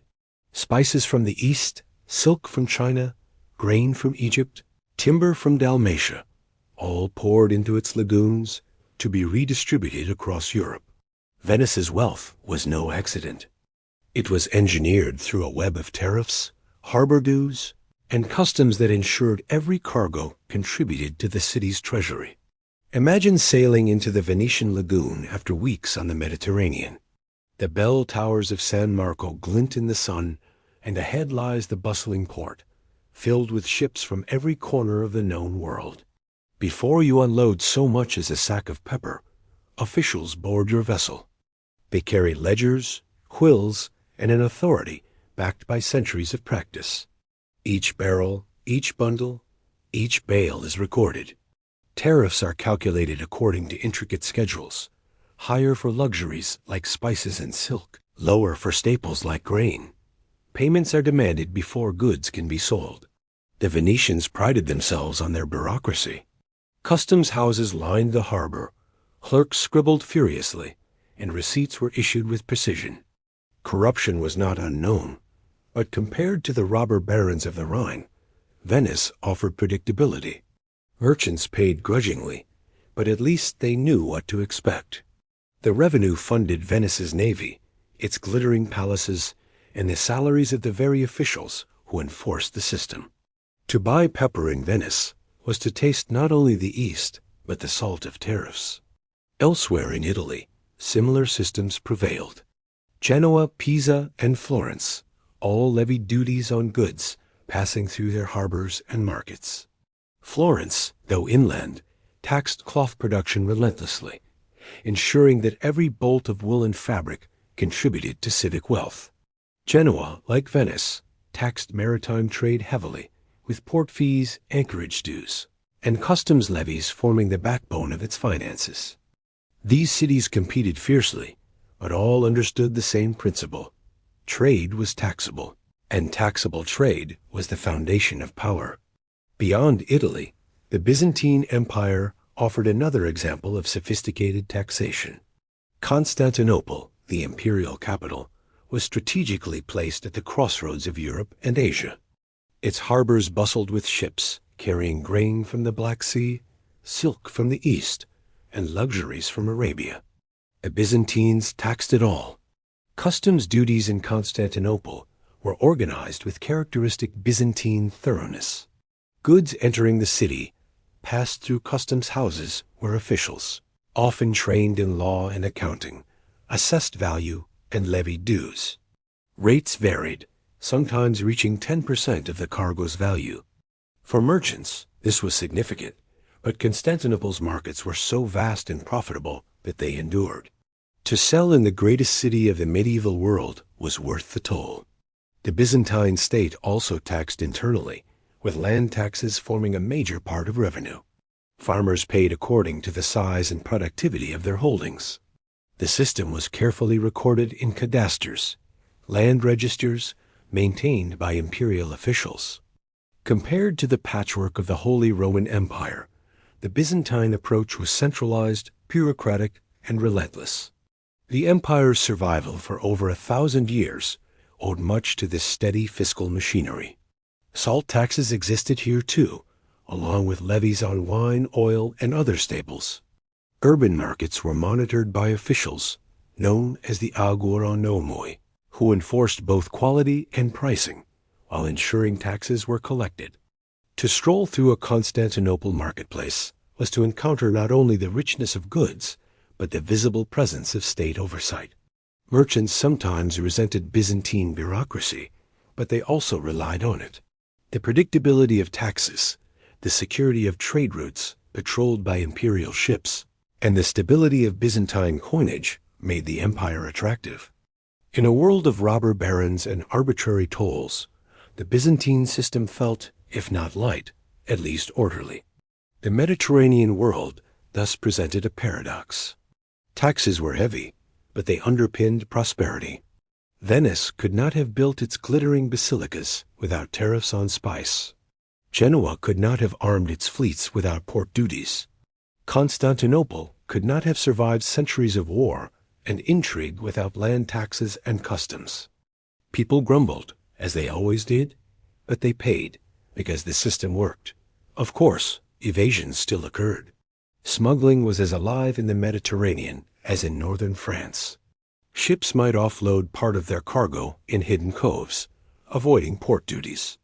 Merchants might understate values, claiming cinnamon was ordinary bark or silk was humble wool. Officials fought back with inspections and stiff penalties, but the game never ended. Human ingenuity, it seems, is as constant as human taxation. Imagine now walking along the Venetian Riva degli Schiavoni at sunset.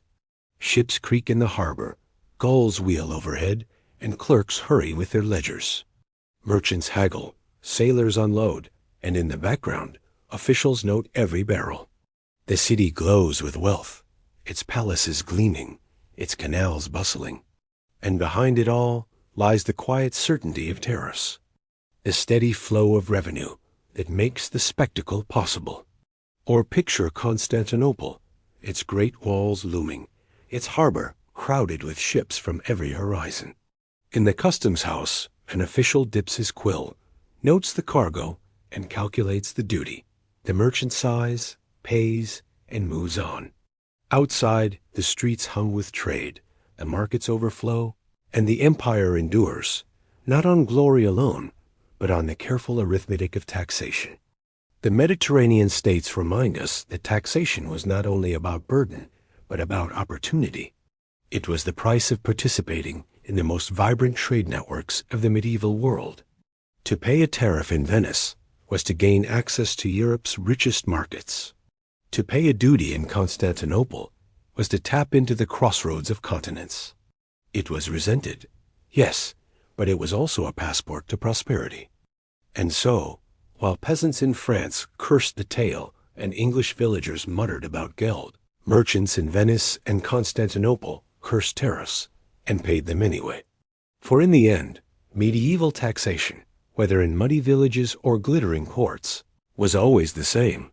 A steady reminder that nothing in life, not even trade, not even salt, was free.